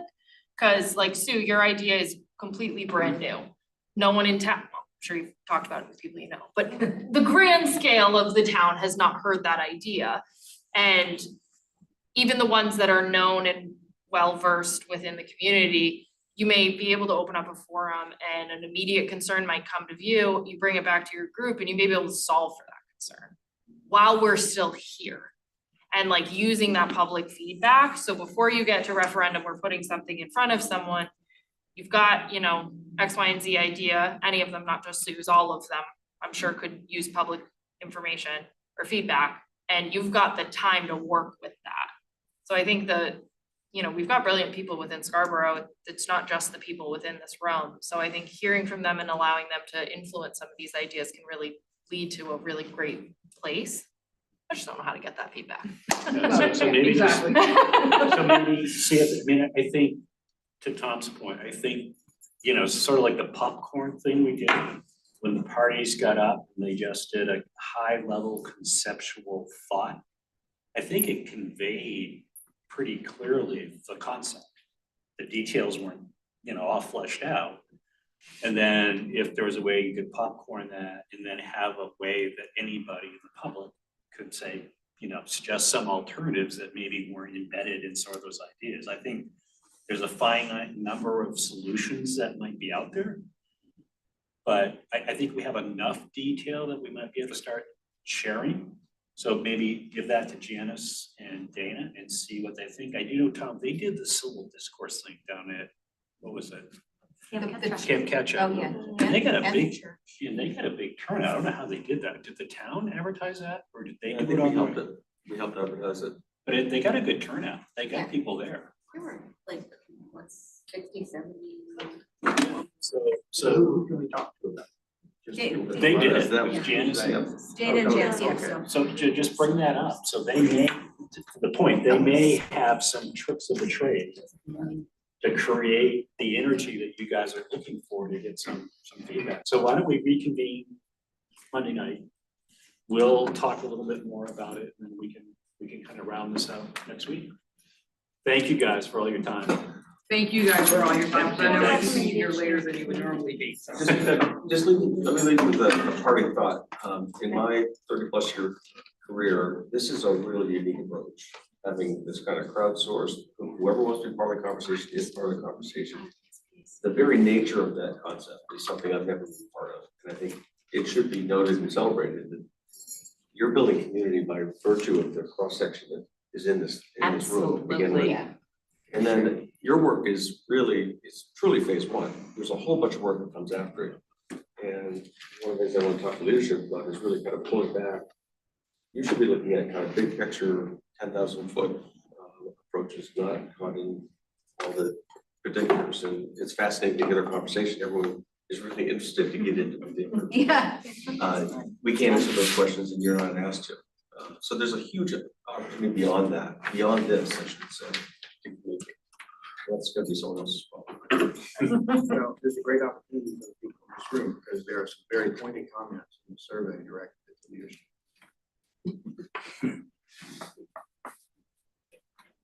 Thank you guys. Thank you Thank for you guys sharing. very, very much. Thank you. Did you need that? Do you want that? Thank you so much. It's like one of my favorites, so I was No, gonna no. give it to you. Oh, I understood. Like I should read it. I'm telling you, I go to work and I look at my pen and someone looks at it, I know, I don't look at it, that's mine. You plan on- I brought that fine point. I didn't want to. That long, but Question for you. little information booths at the farmer's market, at the, Windsor, that's like community services. part Thank of you, the guys. marketing. See ya. Even T-ball. We have other families that are sitting on the table. I like those too. It's all the same table work. I sat at like the whole table, I sat at. Yeah, I think I saw you and Peterson, Jillian at a bunch yes, of them. I sat, right, and you can do it, you can do that Voting. engagement. People will come, people might come up and take a one pager from you, whatever. It's not bad to kind of have the committee have that public face so that people are building. Even if it's just in the back of people's minds, I will tell you what the number one obstacle is. Volunteers. Who wants to do that? I mean, it was, the April reason you does. saw Jillian and I doing it is Exactly. because we saw that spreadsheet with 800 blanks on it and just started putting our name, right? And so. And when it comes to communication, it's all about content. Yeah, It's what words and papers. No, and I think there are a couple of really important things that could be. I think there's a lot to write up on the survey, on what we found from enrollment, what we found from benchmark, like, I'm happy to write. Right now, any- 4 ideas have bubbled up. Doesn't that mean more than mentioning the concept? Right, that's. No, even just celebrating the success of this group meeting on a weekly basis and For how long the, has it been already? the high volume.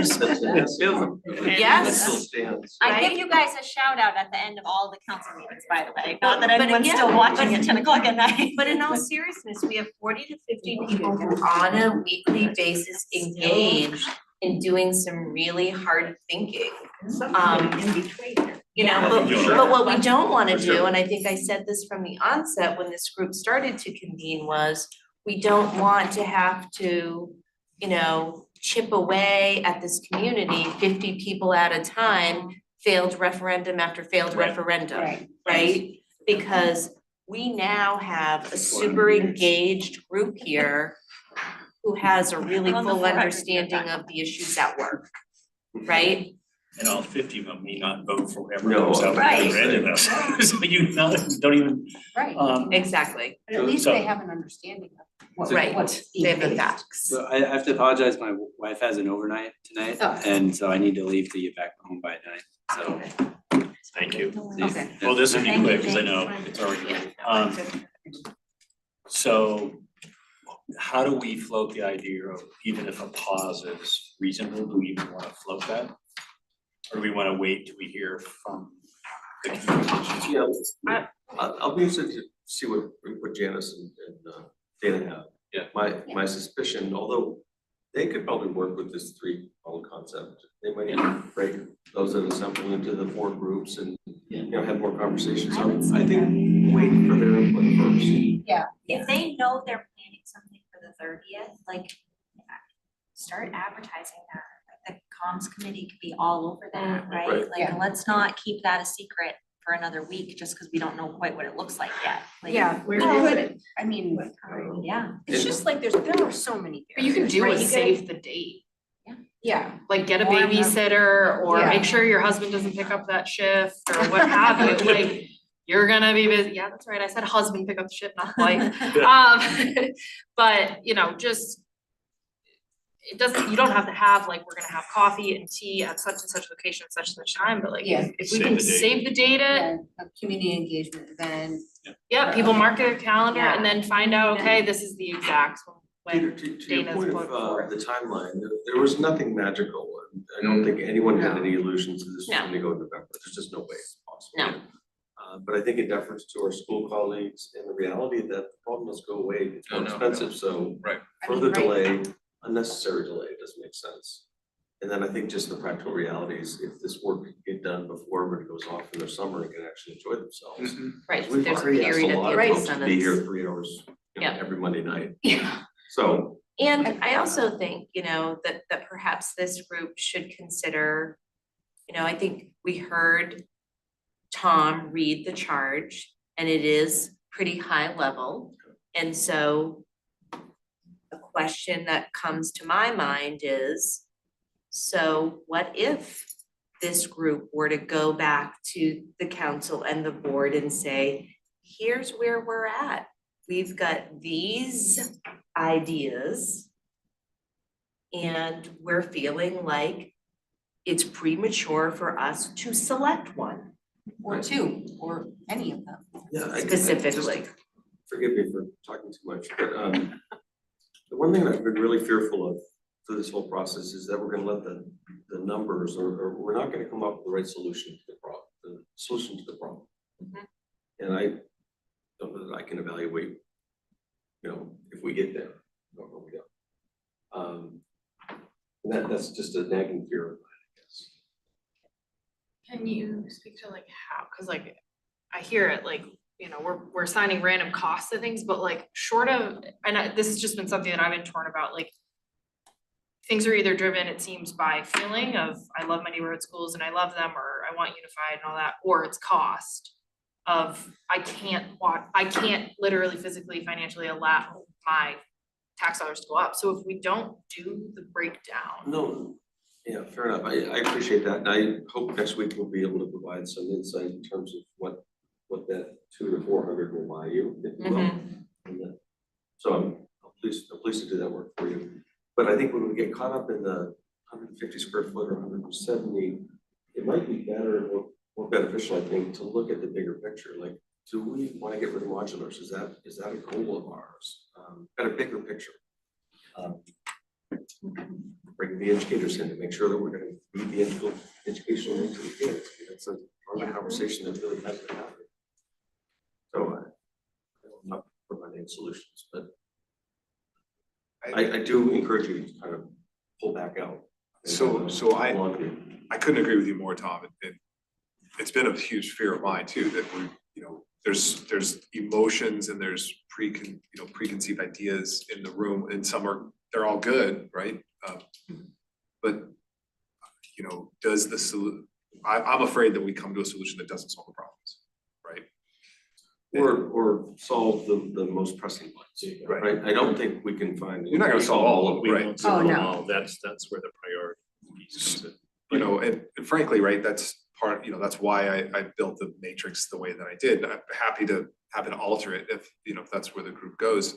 But it was, I tried to include as many of the things that, you know, we heard from the educators, that these are the issues that we have to deal with, that we'd like solved. Yeah, the thing I was struck at, I mean, what are there 25 different? There's too many. I don't disagree with that. And I don't know how everyone in this room, myself included, can do a credible job of actually answering those thoughtfully. You don't know enough about any one concept necessarily, so. Well, our group today discussed that we have a person who's agreed to redesign that, eliminate some stuff out of that list, and then send it to the rest of the committee. That's good. To fill out, and then to look at the group to see what do we agree on, and then let's talk about what we don't agree So on, are and do there- that work outside of the meeting. Yeah, so are there a lesser number of higher level criteria? I had initially, before she emailed me, I had maybe 12 things in there. And then she called out a couple. Okay. But and I don't mean to put her on the spot, but it also was like, oh yeah, I remember the principal said this is an issue. The principal, oh yeah, there's not enough restrooms for staff in some of the schools, also- like. I also think that is still kind of high level, because if we don't know what we're solving, again, just taking Sue's idea, because it's the new, and I wish I had a different name, because I feel like I'm always talking about her, but like the new idea. The new idea, if they have it on their radar, these 26 whatever items that came directly from the school's concerns, they can build those right in, and we can solve for a lot more issues than we necessarily, but if we don't look to a list, even if it's a long list, you're never gonna address them, and then we're gonna get in. I'm not sure how people are gonna be able to thoughtfully answer those questions. Do you know that whether the 2-3 school is gonna provide staff better improvements to staff restrooms and break rooms? But it's one of those I things thought where each we. person was just doing their own group. Well, we haven't talked about how we implement I this. didn't think I was gonna score their school. I thought they were gonna score their I school. thought everyone was gonna do all of them. No, do all of each them. group is just like, Each so group like, is coming up, that's just basically like to Did keep we it top address? of But isn't there mind an as you're added planning. bias if you're asking the group who've organized around the concept, aren't they gonna Check them out.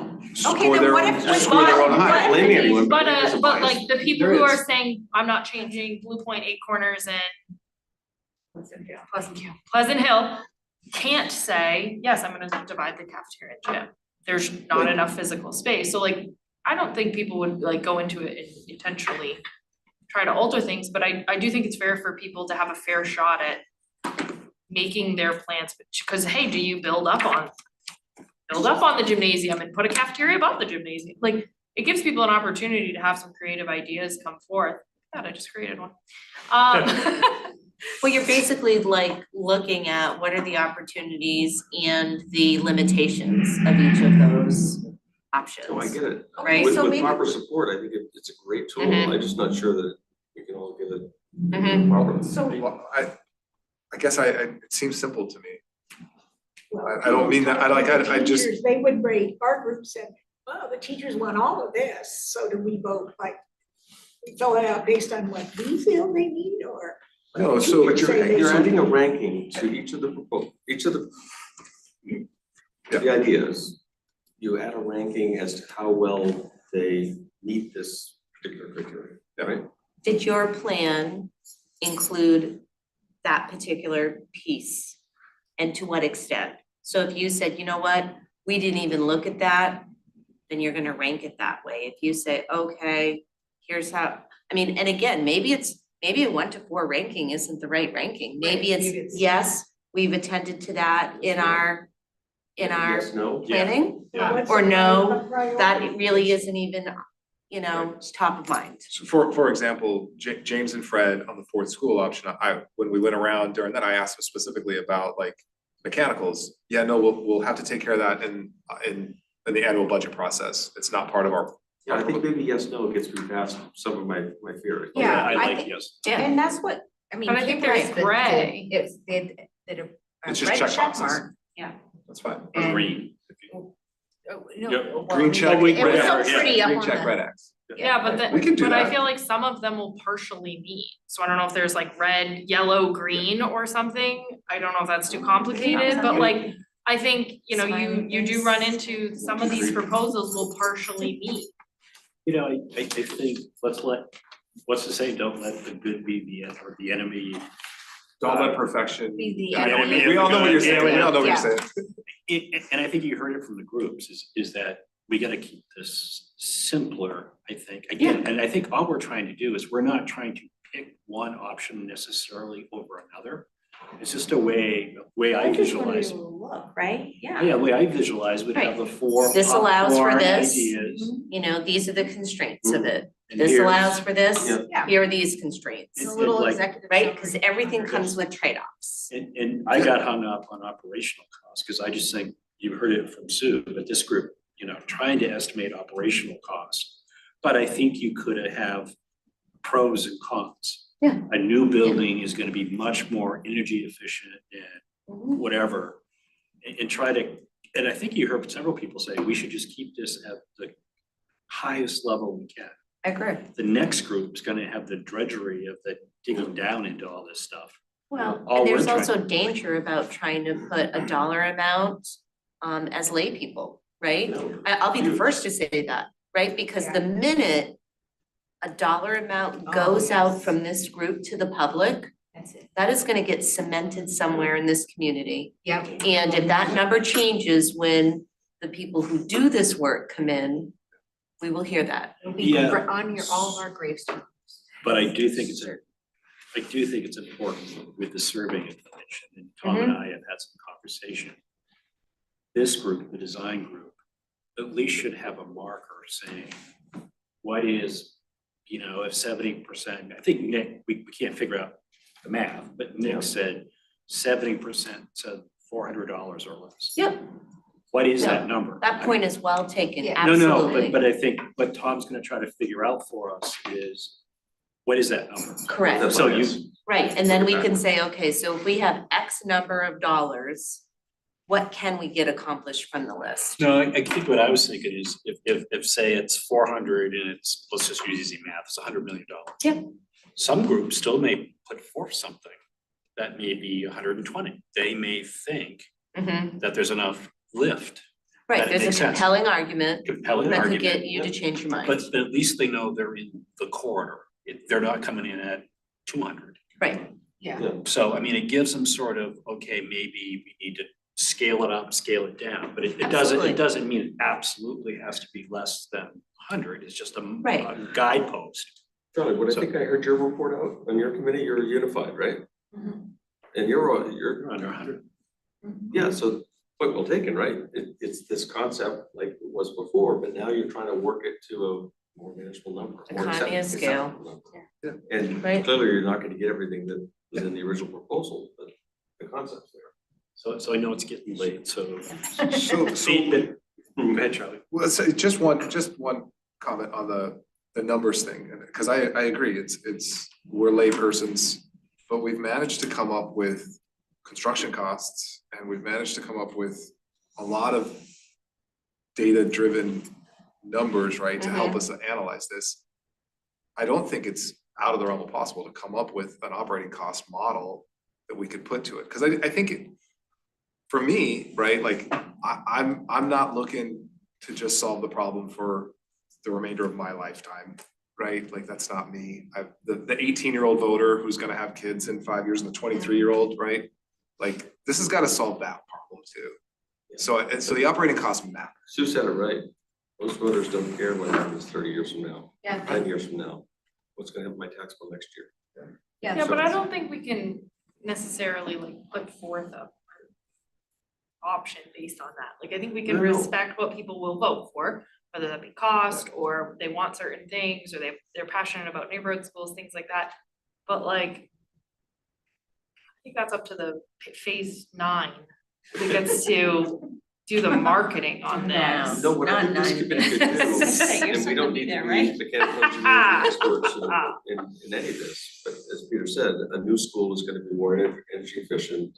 A larger school, unified, is gonna have, you know, Operational efficiencies, operational staffing. efficiency, economies of scale, food service, transportation. I think it's fair game for this committee to say, we think these are good things about this proposal. You don't have to define it or quantify it. And in terms of construction costs, you're right, we might be widely off, but at least we're off for all of them. Yeah, So they're all directionally, relative. Right. It should, But why can't we have an operating cost model that's the same across them all too? when we don't have time to do it. Yeah, that'd be my concern, that we've only got 2 weeks, right? These groups are gonna report out 2 weeks from now. Unless we pause. Unless, but I did get a warm and fuzzy on pause. Yeah. And I just know some people will go down a rabbit hole bugging your staff about what are the electrical bills, what are the oil bills, what's in the building, what's. So Well, I that think, maybe operating costs just gets called out, like the way Peter said, like pro con list, like, okay, considerations. These are- this proposal meets, What would impact the operating cost There you go. of each yeah, proposal? you know, the. Not what is the operating cost, but you know, what are the drivers? Operational cost considerations, Yeah. either savings or Like, cost. one might have to That's a good way acknowledge we're gonna. That's a good way to phrase it. So do Sorry. we need to do anything different for the agenda next week? Are we gonna With only have, 2 weeks left, we're gonna give as much time as possible to people. we were supposed to have the survey results, you don't think that's gonna happen Monday night?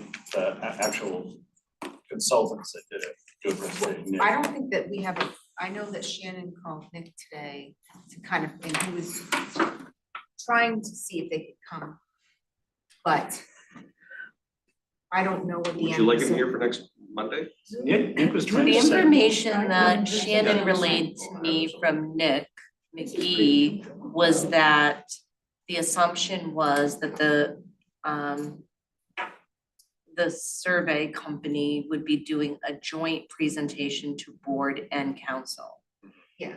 We And heard- so that was, I think, you know, Nick and Shannon's conversation was about trying to craft a date that would work. But I also can appreciate the immediacy by which people would like to have this information reviewed. You know, I Yeah. think the conversation came up out of the last leadership meeting where Nick asked this group Mhm. to come up with interpretations Right. of the survey results, which none of us really are surveyors. I agree. So I think what Nick thought might be important is if the consultant could just interpret some of the results. Does it really mean 70% of people? don't Yeah, spend I mean, that? some of that is in the executive summary at the beginning, but I think to have that dialogue, Even if it's it's Zoom, important. if you Yeah. close it, so. Yeah, Let's- it'll definitely be Zoom, he's in Ohio. Yeah, so who should so can someone let me know if that's gonna, that's a possible agenda item, otherwise we'll have groups work, which is. The other question is the matrix. if we're talking about hacking up the matrix versus keeping the matrix, we have to have everyone at least on a comparable level, or else we just have a bunch of work to look at. Well, I think maybe the learning Well, our tonight guy's is, going on vacation for 2 weeks, so he's gonna get it done right away, so there won't be much discussion with him for 2 weeks. no, but I think instead of opening it back up, maybe we can work, you know, we'll send out emails, and if we all can respond to get consensus, maybe we just come in and say, this is what the leadership group has decided will be our guideposts. Well, however we phrase it, but yeah, I think that we owe it to the group to. Because we've done this a couple of times where we put something in front of them, we have a big discussion, we realize we're not gonna get consensus, and then we just never go back to it. Yeah. Right, like, at some point, we have to decide, this is what we're using, right? And so I'm suggesting we Maybe we do just it amend off the way it's scored as Sean, as Tom suggested. The, you know, the yes or no, like as you look through. Yeah, so maybe, Like, who's doing it, yeah. Dave? Absolutely. I don't know the names of people. No, Dave's in a you're in Sue's group, right? Yeah, the gentleman that was in that group, the only gentleman in that group. I don't know his name. Okay, I'll follow up. But I know Dave's in the other groups, it's on him. Okay. I'm older, I remember. All right, anything else? You got anybody? Thank you. There's gotta be a Bruins game, Celtics game. There's a Celtics